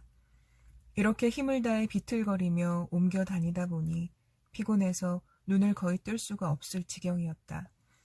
아무리 생각해봐도 마룻바닥 위를 기어서 도망치는 일 외에는 다른 방법이 떠오르지 않았다. 자유롭게 벽을 기어 오를 수도 있었지만 그는 그런 사실마저도 생각해낼 수가 없었다. 게다가 벽면에는 정성을 들여 조각한 가구류 때문에 군데군데 뾰족하게 튀어나온 곳이 많았다. 바로 그때 그의 옆으로 무엇인가가 날아오더니 그의 앞으로 굴러갔다. 그것은 사과였다. 연이어 두 번째 사과가 날아왔다. 그레고르는 놀란 나머지 그 자리에 멈춰섰다. 더 이상 기어서 도망쳐봤자 이제는 헛일이었다. 아버지는 폭격을 가할 결의를 굳히고 있었기 때문이다. 찬장 위에서 사과를 꺼내 주머니에다 가득 넣고는 마치 전기장치로 조종되는 기계처럼 마룻바닥 위로 굴리는 것이었다. 슬쩍 던진 사과 한 개가 그의 등을 스쳤다. 이어서 날아온 사과 한 개가 등 위에 정통으로 박혔다. 갑작스럽게 닥친 아픔을 잠시라도 잊어버리기라도 하려는 듯이 그레고르는 다시 기어 도망치려고 했다. 그러나 이내 심한 통증을 느끼고 그 자리에 힘없이 쓰러졌다. 힘없이 감기는 눈으로 그는 자신의 방문이 열리는 것을 겨우 볼 수가 있었다. 누이 동생의 뒤에서 어머니가 무슨 말인지를 외치며 달려나왔다. 그러나 그때 이미 그레고르의 눈은 감겨진 상태였다. 어머니는 아버지를 붙잡고 그레고르의 목숨을 살려달라고 애원하며 흐느꼈다. 사과에 맞은 상처는 한 달 이상이나 그레고르를 괴롭혔다. 가족들 중에서 누구도 감히 그레고르의 몸에 박힌 사과를 뽑아내는 사람은 없었다. 사과는 이 사건을 나타내는 기념품처럼 살 속에 박힌 채로 있었다. 그레고르의 모습이 아무리 참담하고 징그럽다 하더라도 그가 가족의 일원이며 가족의 일원인 그를 원수처럼 취급해서는 안 된다는 것을 아버지는 차츰 깨닫는 듯했다. 아버지는 혐오스러운 감정을 가슴속에 접어두고 오직 꾹 참는 것만이 가족의 의무라고까지 생각했다. 그레고르는 상처 때문에 몸을 자유롭게 움직이는 일이 불가능해졌다. 지금으로서는 방을 건너가는 것만도 마치 병든 노인처럼 매우 오랜 시간이 걸렸다. 더구나 벽을 기어올라 간다는 것은 꿈도 못 꿀 일이었다. 그런데 다른 일이 그를 기쁘게 했다. 그것은 거실과 그레고르의 방을 가로막고 있던 문이 열리게 된 것이다. 그레고르는 이제 문이 열리기 한두 시간 전부터 뚫어지게 문을 바라보는 것이 하루의 습관처럼 되었다. 어두운 방 안에 갇혀있는 그의 모습은 거실에 있는 사람들의 눈에는 띄지 않았고 반대로 그레고르에게는 가스등이 환히 켜진 테이블 주위에 모여있는 가족들의 모습을 볼 수 있었다. 이제 그들의 대화를 옛날보다 훨씬 자유롭게 들을 수가 있었다.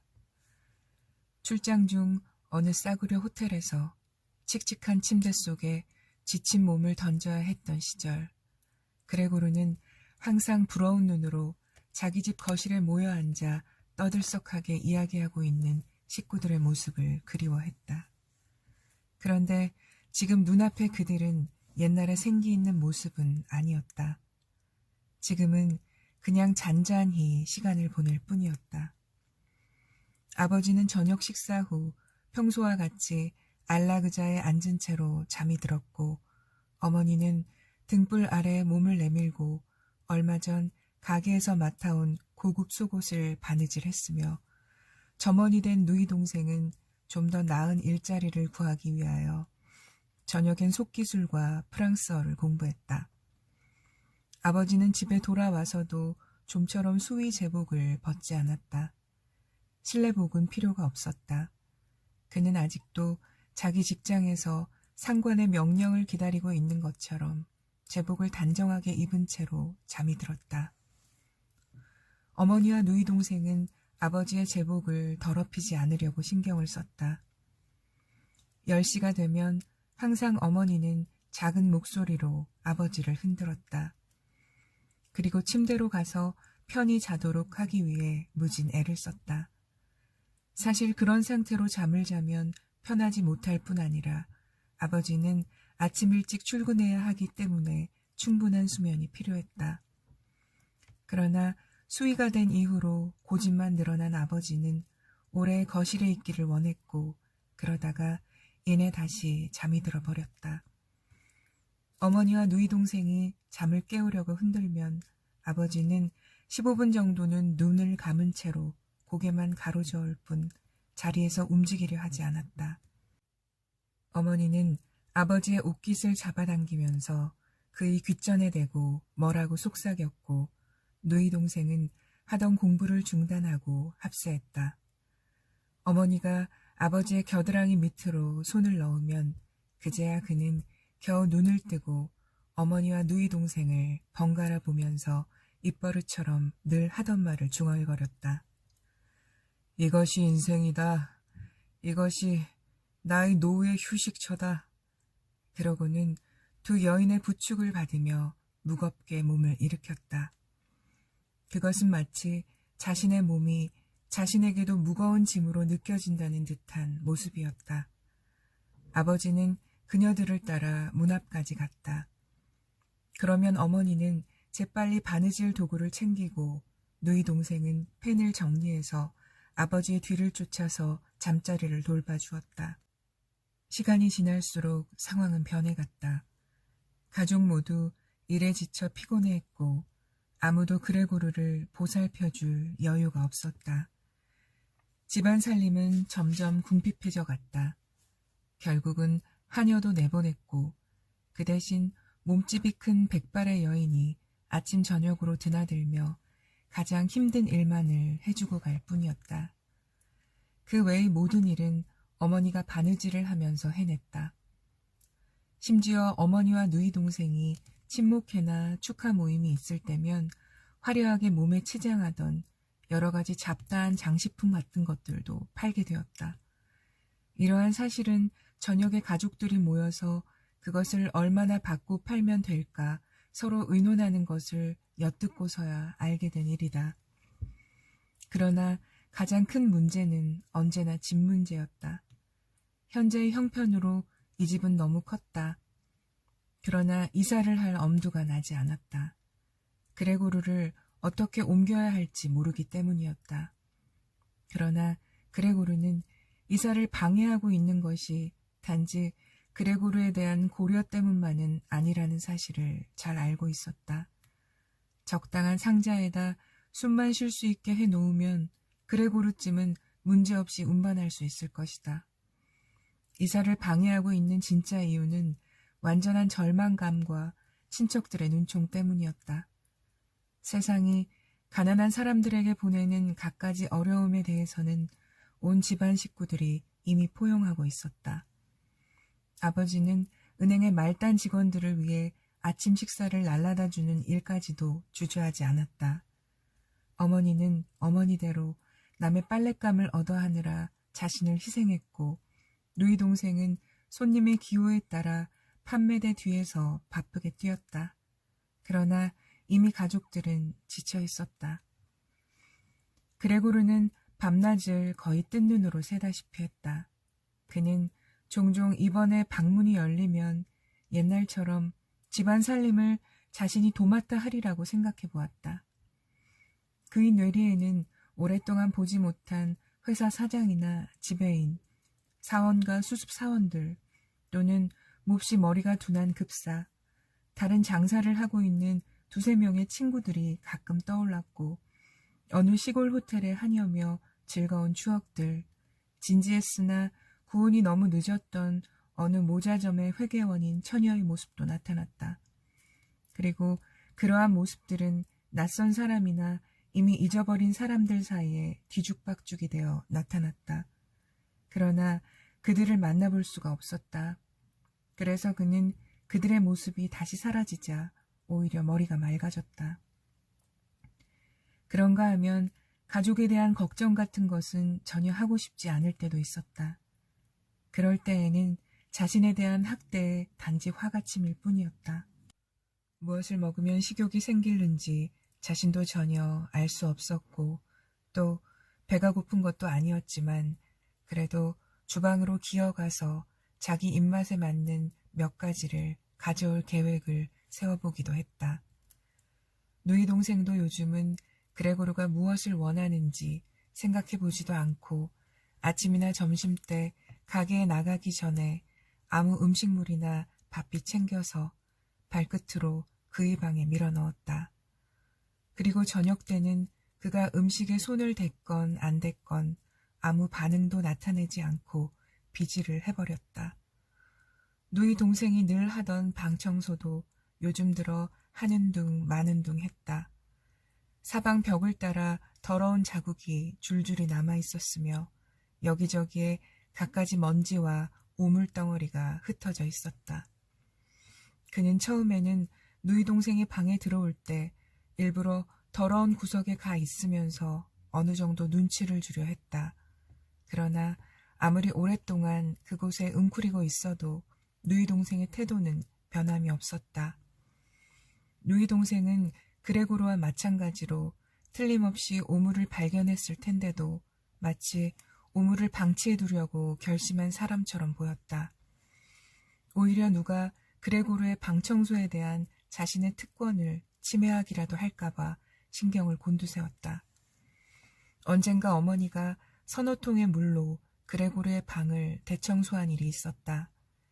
그때 방이 온통 물바다가 되어 기분이 몹시 상한 그레고르는 화가 나서 소파 위에서 꼼짝도 하지 않고 있었다.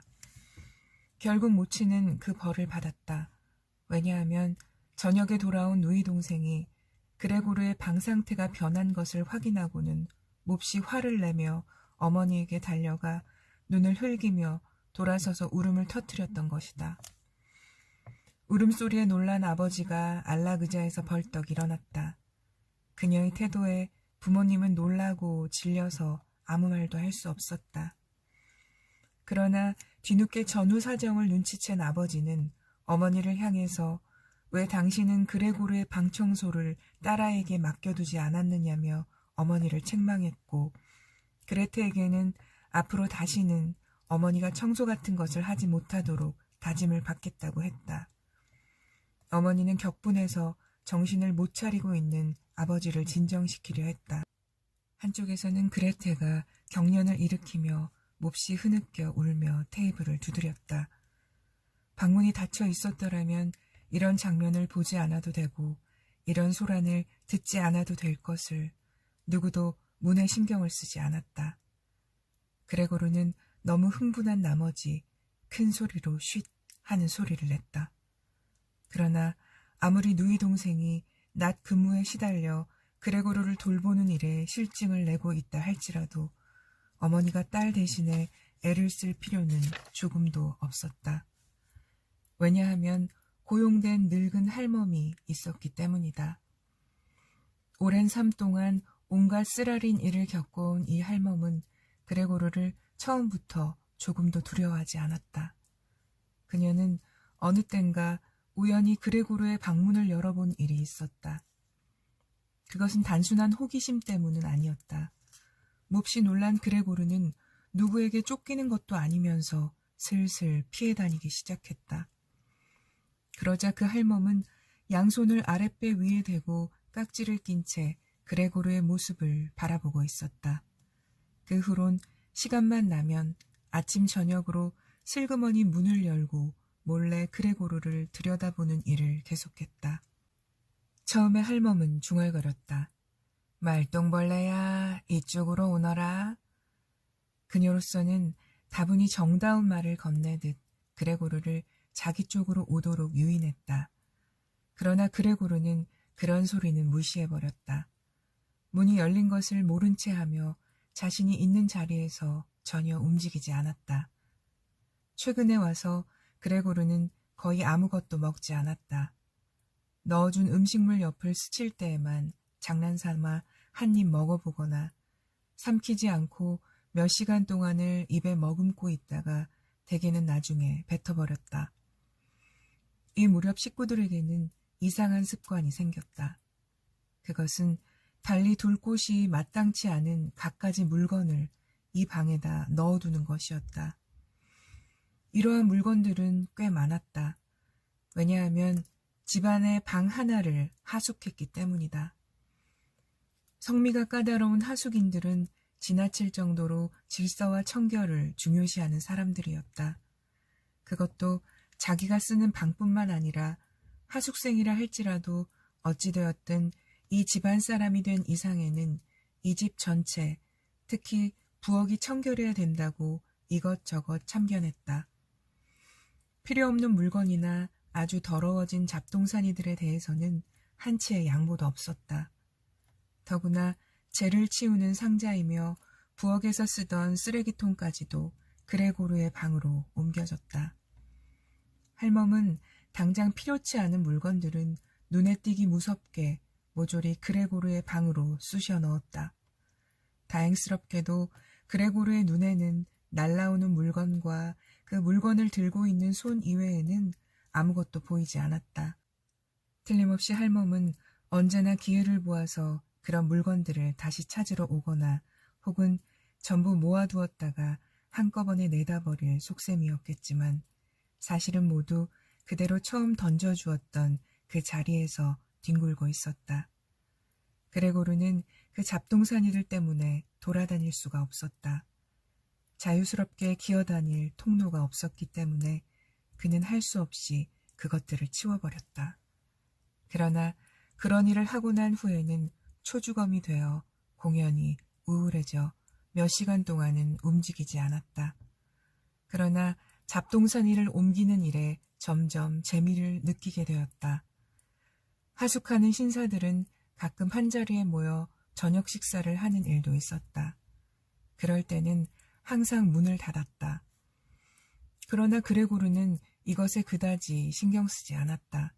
그는 문이 열려있는 밤에도 다른 물건을 이용하지 않았으며 집안 사람들의 눈에 띌까봐 자기 방의 제일 어두운 구석에 엎드려 지냈던 것이다. 그러던 어느 날인가 할멈이 거실의 문을 약간 열어놓은 채로 내버려둔 일이 있었다. 저녁이 되어 하숙인들이 거실로 들어와 불을 켰을 때에도 문은 그대로 열린 채로 있었다. 세 사람은 테이블 윗자리에 앉게 되었다. 예전에 부모님과 그레고르가 앉았던 자리였다. 세 사람은 냅킨을 펼치고 나이프와 포크를 손에 들었다. 그러자 어머니가 고기를 담은 큰 접시를 들고 문 앞의 모습을 나타냈다. 곧이어서 누이 동생이 감자 담은 그릇을 들고 나타났다. 음식에선 김이 무럭무럭 오르고 진한 냄새가 풍기었다. 하숙생들은 음식을 먹기 위해 접시 위로 몸을 구부렸다. 실제로 세 사람 중에서 우두머리격으로 보이는 중앙에 앉은 사내가 큰 접시에 담긴 고기를 한 조각 썰어냈다. 충분히 연한지, 그러니까 주방으로 다시 보내지 않아도 좋은지 어떤지를 알기 위한 것이 분명했다. 그는 만족해했다. 그제야 긴장된 표정으로 그들의 모습을 지켜보고 있던 어머니와 누이 동생이 안도의 숨을 내쉬면서 미소를 지었다. 집안 식구들은 부엌에서 식사를 했다. 그래도 아버지만은 부엌으로 가기 전에 거실에 들러 제모를 손에 들고 머리를 한번 꾸벅 숙여 보이고는 테이블 주위를 한 바퀴 돌았다. 하숙인 세 사람 모두 일어서서 무슨 말인지 중얼거렸다. 그러나 자기들만 남게 되자 거의 아무 말 없이 식사를 계속했다. 그레고르는 이상한 소리를 들었는데 그것은 식사 중에 아삭아삭 음식을 씹는 이빨 소리였다. 그 소리는 마치 그레고르에게 음식을 먹는 데는 이빨이라는 것이 필요하며 아무리 훌륭한 입도 이빨이 없으면 아무것도 아니라는 사실을 일깨워 주기 위해서 들려오는 것 같았다. 그레고르는 슬픈 듯 중얼거렸다. 나도 무엇인가 먹고 싶다. 그러나 저런 음식은 싫어. 저들식으로 먹어치우다가는 죽어버리고 말겠어. 바로 그날 저녁의 일이었다. 주방 쪽에서 바이올린 소리가 들려왔다. 그레고르는 변신을 한 이후로 바이올린 소리를 한 번도 들은 기억이 없었다. 하숙을 하는 세 신사는 이미 식사를 마치고 중앙에 있는 사람이 신문을 꺼내어 다른 두 사람에게 한 장씩 넘겨주고 있었다. 그들은 각자 의자에 기대어 조용히 신문을 읽으면서 담배를 피웠다. 그때 바이올린 소리가 들리자 세 사람은 놀란 표정을 하고 의자에서 일어나 살금살금 현관 쪽으로 걸어가서는 부엌 문 앞에 모여섰다. 부엌에서 그 발소리를 들었는지 아버지가 입을 열었다. 저 시끄러우십니까? 그렇다면 당장 그만두게 하겠습니다. 천만에요. 우두머리 격인 사내가 대답했다. 괜찮으시다면 따님께서 거실로 나오셔서 연주하시면 어떻겠습니까? 그 편이 훨씬 돋보이고 유쾌할 테니까요. 그렇게 합시다. 아버지는 마치 자신이 바이올린을 연주한 장본인처럼 말했다. 하숙인들은 거실로 돌아와서 그들을 기다렸다. 이윽고 아버지는 악보대를 들고 어머니는 악보를, 누이 동생은 바이올린을 들고 세 사람이 함께 거실에 나타났다. 누이 동생은 침착한 태도로 연주 준비를 끝마쳤다. 이제까지 하숙을 친 일이 없었기 때문에 부모님은 지나칠 정도로 하숙인들에게 예의를 갖추었다. 따라서 자신들은 의자에 앉으려고 하지도 않았다. 아버지는 문에 몸을 기대고 서서 제복의 단추들 사이에 오른손을 찔러 넣고 있었다. 그러나 어머니는 하숙인 한 사람이 의자를 권해 자리에 앉았다. 그 사람이 의자를 놓아준 곳은 방 안의 한 구석이었지만 어머니는 그냥 앉았다. 이윽고 누이 동생은 바이올린을 연주하기 시작했다. 아버지와 어머니는 각자의 자리에서 딸의 손놀림을 주의 깊게 지켜보았다. 그레고르는 연주 소리에 끌려 자신도 모르는 사이에 이미 고개를 거실 안으로 내밀고 있었다. 그는 요사이 다른 사람들에게는 거의 무관심한 상태로 지냈다. 그리고 그런 사실을 의아하게 생각하지도 않았다. 그 전까지는 다른 사람의 일에 관심을 쏟았었고 또 그것을 자랑스럽게까지 여겼었다. 그런데 지금이야말로 남의 눈을 의식해야만 할 충분한 이유를 갖고 있지 않은가. 지금 그의 방 안은 사방이 먼지투성이었기 때문에 조금만 움직여도 풀썩풀썩 먼지가 일었다. 그래서 그의 몸은 온통 먼지를 흠뻑 뒤집어 쓰고 있는 상태였다. 그는 실밥이며 머리칼, 음식 찌꺼기 같은 것들을 등과 옆구리에 잔뜩 붙인 채로 기어다니고 있었다. 예전 같으면 몇 차례씩 등을 아래로 하고 누워서 바닥의 양탄자에다 몸을 비벼대던 일도 모든 것에 대해 무관심해진 이후 도무지 그럴 의욕마저도 상실해버렸다. 이런 상태로 휴지 하나 떨어져 있지 않은 거실로 기어 나오면서도 그레고르는 아무런 거리낌이 없었다. 물론 그에게 관심을 갖는 사람은 하나도 없었다. 가족들은 바이올린 연주에 완전히 정신이 빼앗겨 있었다. 하숙인들은 손을 바지주머니 속에 찔러 넣고서 악보대 바로 뒤에 자리를 잡고 서 있었다. 그러나 그들은 곧 고개를 숙이고 나지막한 소리로 속삭이더니 창가로 물러갔다. 아버지는 불안한 시선으로 그들을 바라보며 그 자리에 서 있었다. 그들은 훌륭하고 감미로운 바이올린 연주를 들을 수 있으리라고 기대했다가 그만 실증이 난 모양이었다. 단지 실례가 될까봐 마지못해 듣고 있는 것이 분명했다. 특히 그들이 담배 연기를 코와 입으로 내뿜는 모습은 몹시 초조해하고 있다는 것을 알 수 있었다. 누이 동생은 여전히 아름다운 연주에 몰두하고 있었다. 고개는 한쪽으로 기우뚱하고 눈은 마치 무엇을 음미하듯 슬픈 표정으로 악보를 훑어내리고 있었다. 그레고르는 조금 더 앞으로 기어갔다. 가능하다면 누이 동생의 시선과 마주치기 위해 머리가 마룻바닥에 딱 붙어버릴 정도로 낮게 수그렸다. 이토록 음악 소리에 감동을 느끼는데도 내가 아직 동물이란 말인가. 그레고르는 자신이 동경하는 마음의 양식을 얻는 길이 열리는 듯한 기분이었다. 그는 누이 동생의 곁에 가서 치맛자락을 끌어당겨 누이 동생에게 자기 방으로 와서 바이올린을 연주해 주기를 바란다는 그의 희망을 알릴 생각이었다. 잠자씨! 돌연 우두머리 격인 사내가 아버지를 향하여 소리쳤다. 그는 천천히 앞으로 기어나오고 있는 그레고르를 손가락으로 가리켰다. 바이올린 소리가 뚝 멈췄다. 그 사내는 고개를 가로저으며 다른 친구들에게 살짝 미소를 던지더니 다시 그레고르를 쳐다보았다.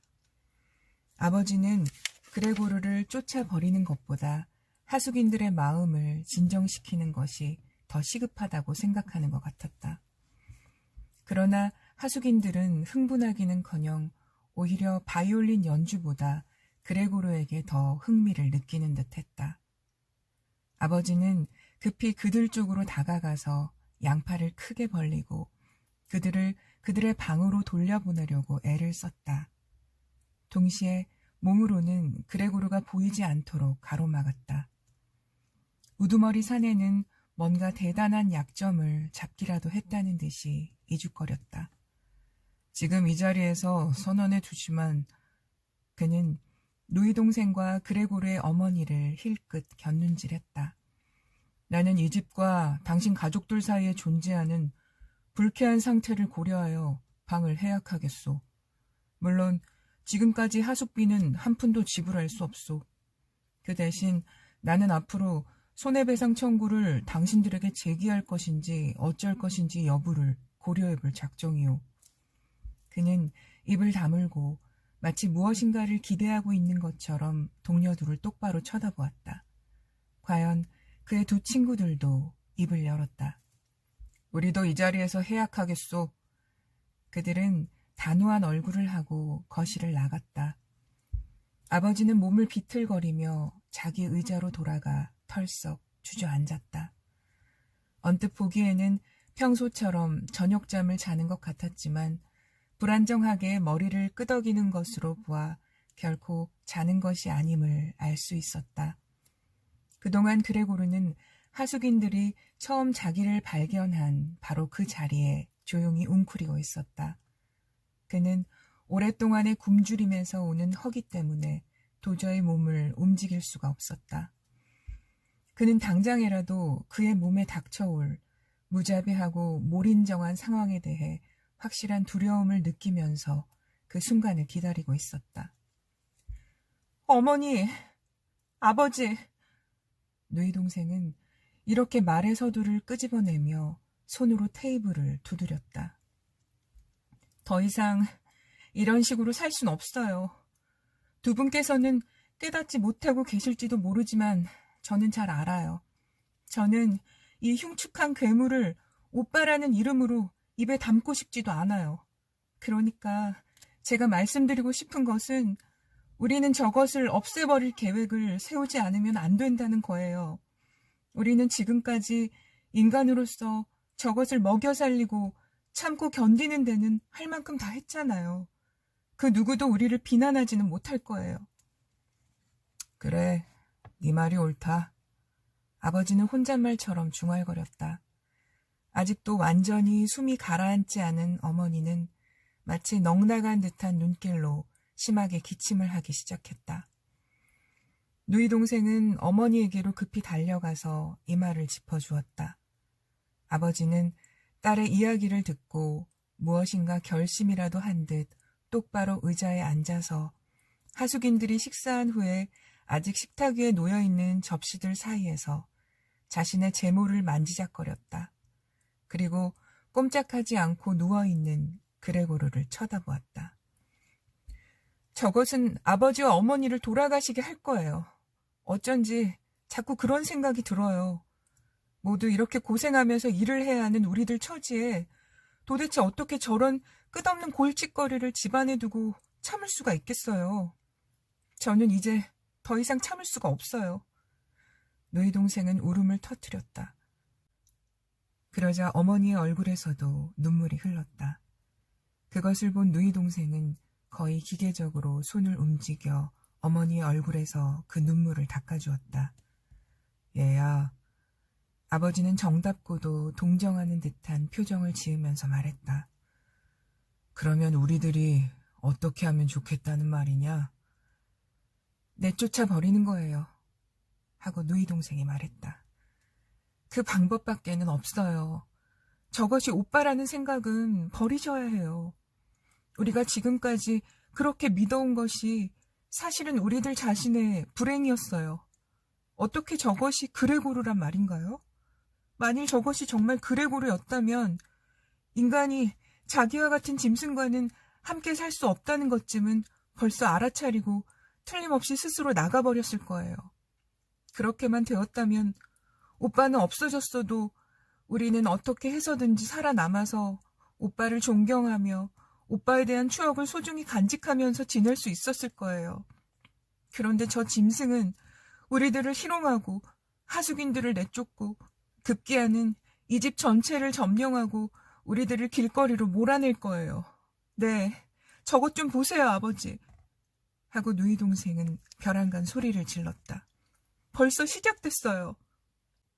그레고르에 대한 알 수 없는 공포에 사로잡힌 누이 동생은 어머니가 앉아있는 의자로부터 멀찍이 물러났다.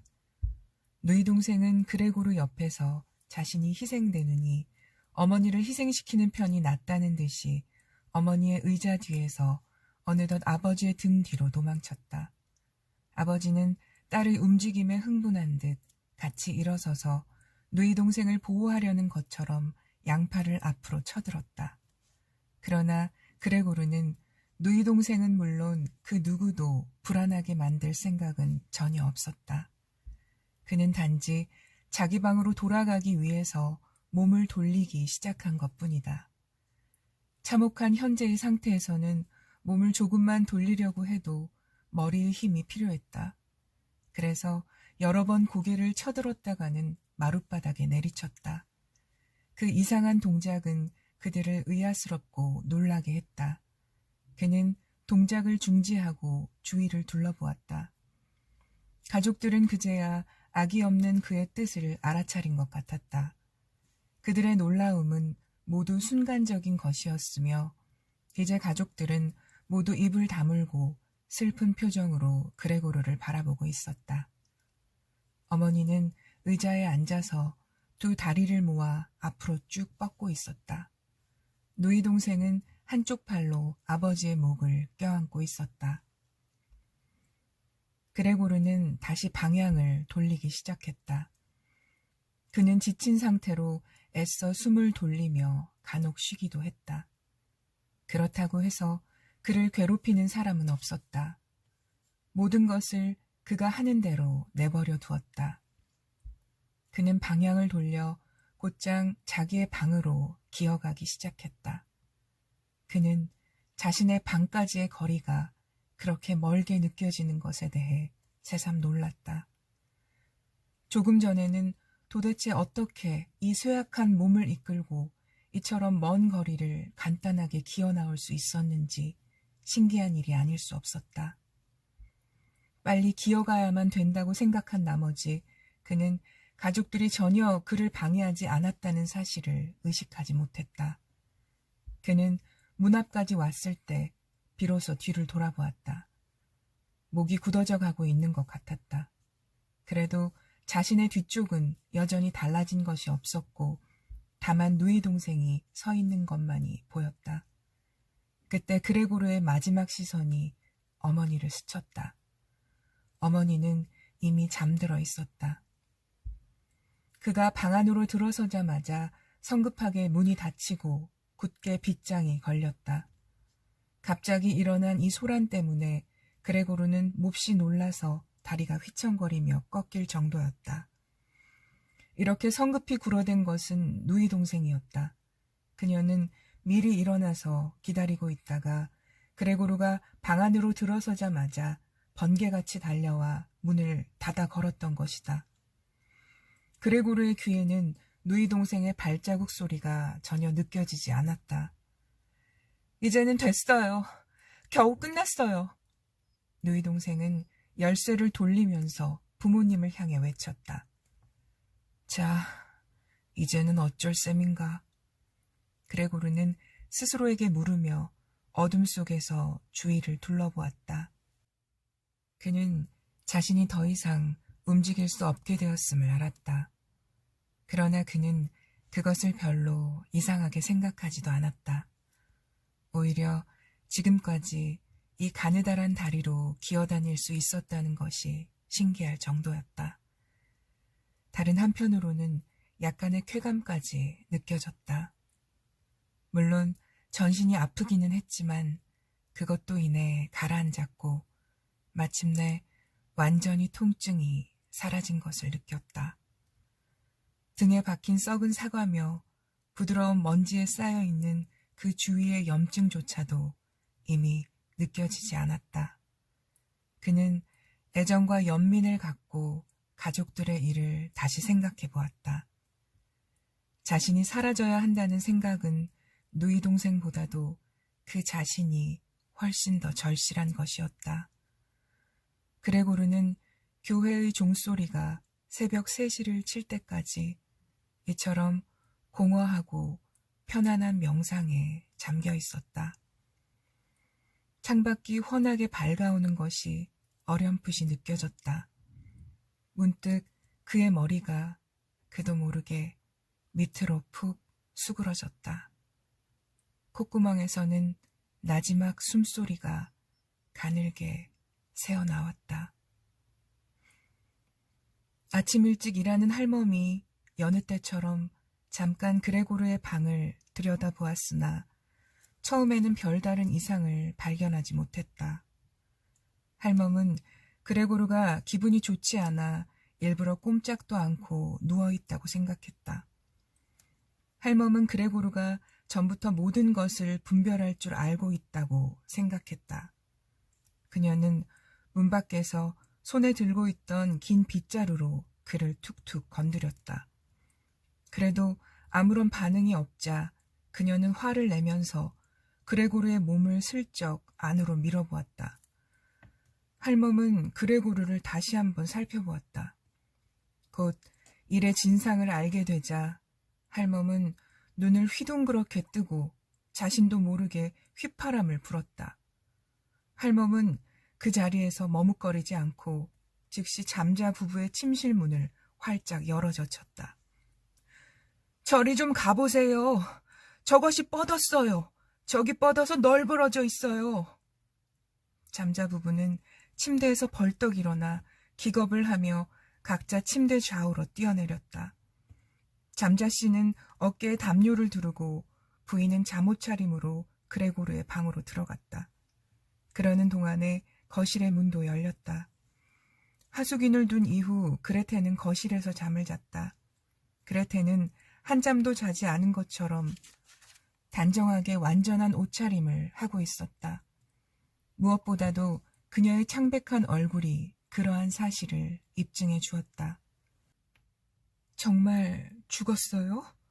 부인은 믿을 수 없다는 듯이 할멈을 쳐다보았다. 물론 스스로 확인해 볼 수도 있었고 확인해 보지 않더라도 그냥 보면 알 수 있는 일이었다. 죽은 것 같습니다. 할멈은 증명이라도 해 보이려는 듯 멀찍이 서서 빗자루로 그레고르의 시체를 쑥 밀어보였다.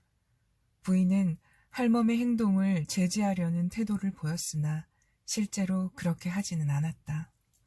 자, 이제 우리는 하느님께 감사를 드려야 하겠군. 잠자씨가 말하며 성호를 그었다. 나머지 세 여자들도 그가 하는 대로 따라했다. 그때까지 시체에서 눈도 떼지 않고 바라보던 그레테가 입을 열었다. 저것 좀 보세요. 어쩌면 저렇게 여위였을까요?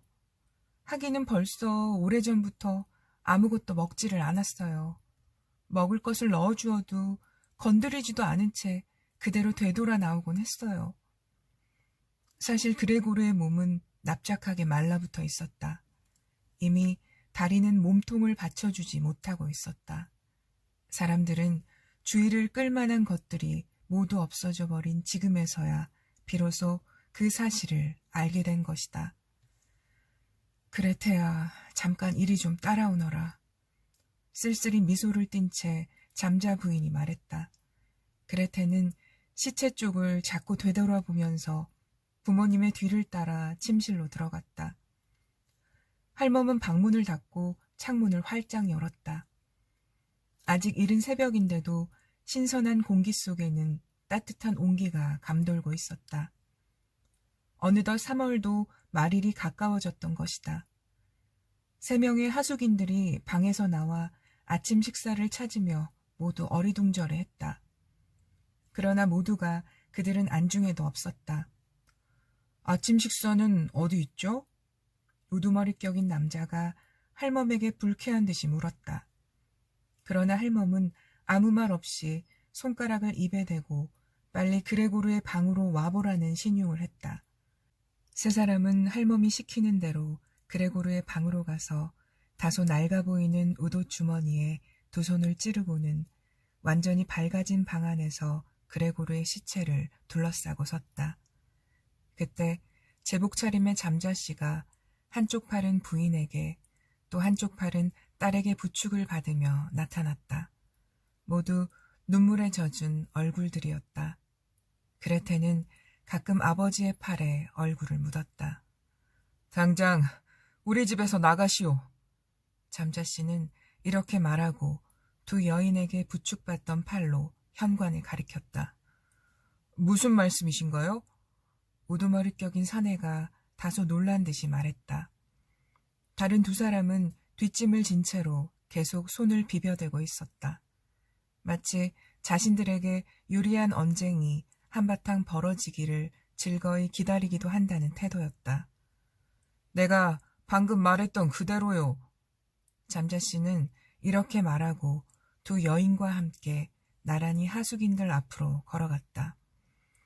우두머리 격인 사내는 꼼짝도 않고 그 자리에 선 채로 이 복잡한 일들을 새롭게 정리하려는 듯이 바닥을 내려다보고 있었다. 그러시다면 나가겠습니다. 그는 잠자씨를 쳐다보았다. 벼랑간 겸손한 기분으로 마치 이 새로운 결정에 대해서도 상대방의 승낙을 구하고 싶다는 태도였다. 그러나 잠자씨는 몇 번인가 눈을 크게 뜬 채 그저 고개를 끄덕여 보일 뿐이었다. 그러자 그는 정말로 곧장 자신들의 방 쪽으로 걸어갔다. 다른 두 사람은 꼼짝도 않고 서서 이들의 대화를 주시하고 있더니 곧 그의 뒤를 따라갔다.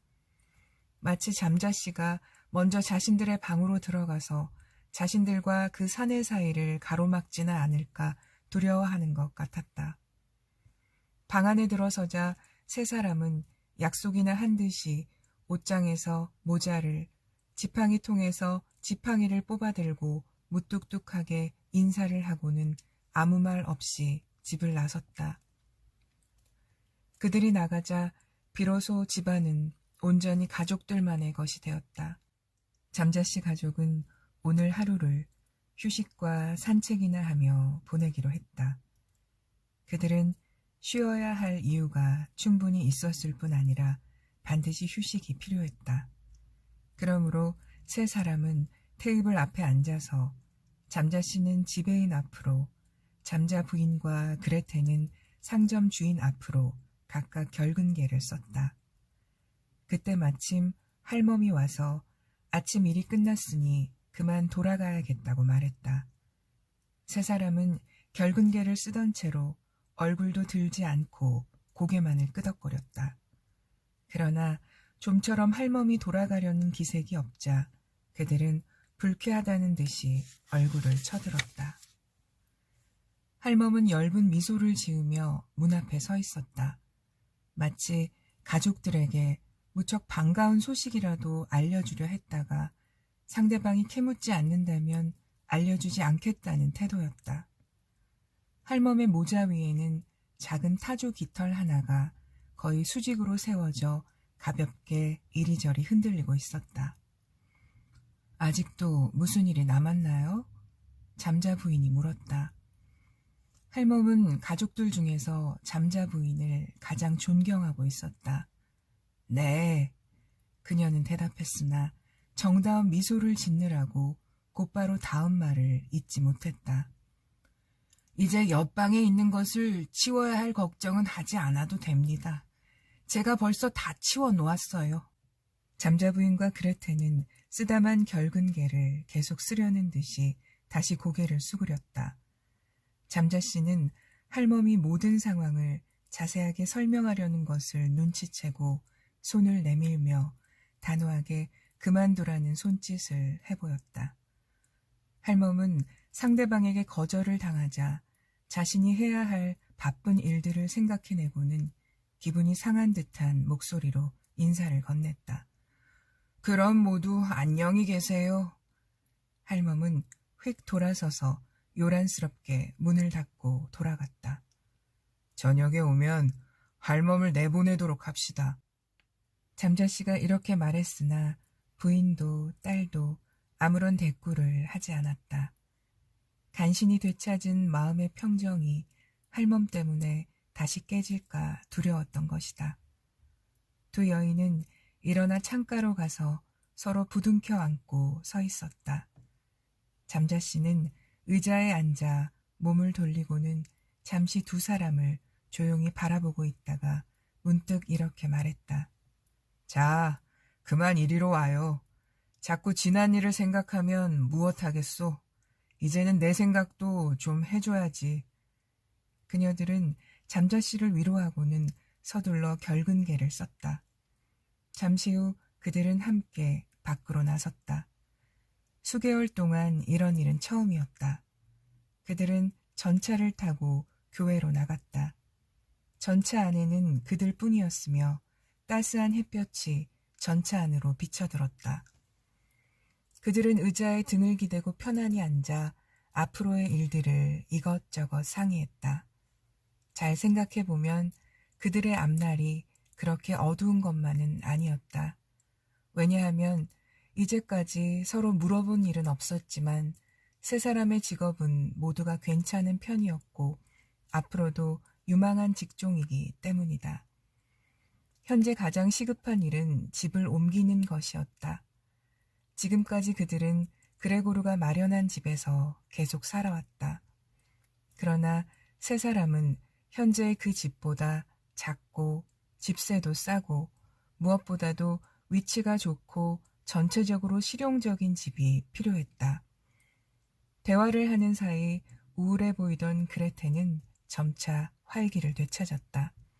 그 모습을 지켜보면서 잠자 부부는 딸이 아름답고 탐스러운 한 여인으로 성장했음을 느낄 수 있었다. 잠자 부부는 말없이 시선을 주고받으며 앞으로 딸을 위해 좋은 신랑감을 찾아주어야 할 때가 곧 올 것이라 생각했다. 이윽고 전차가 목적지에 도착하자 그레테는 제일 먼저 일어나 젊고 싱싱한 팔다리를 쭉 뻗었다. 잠자 부부는 그런 딸의 모습에서 그들 가족 앞에 펼쳐질 희망찬 미래를 엿보았다. 감사합니다.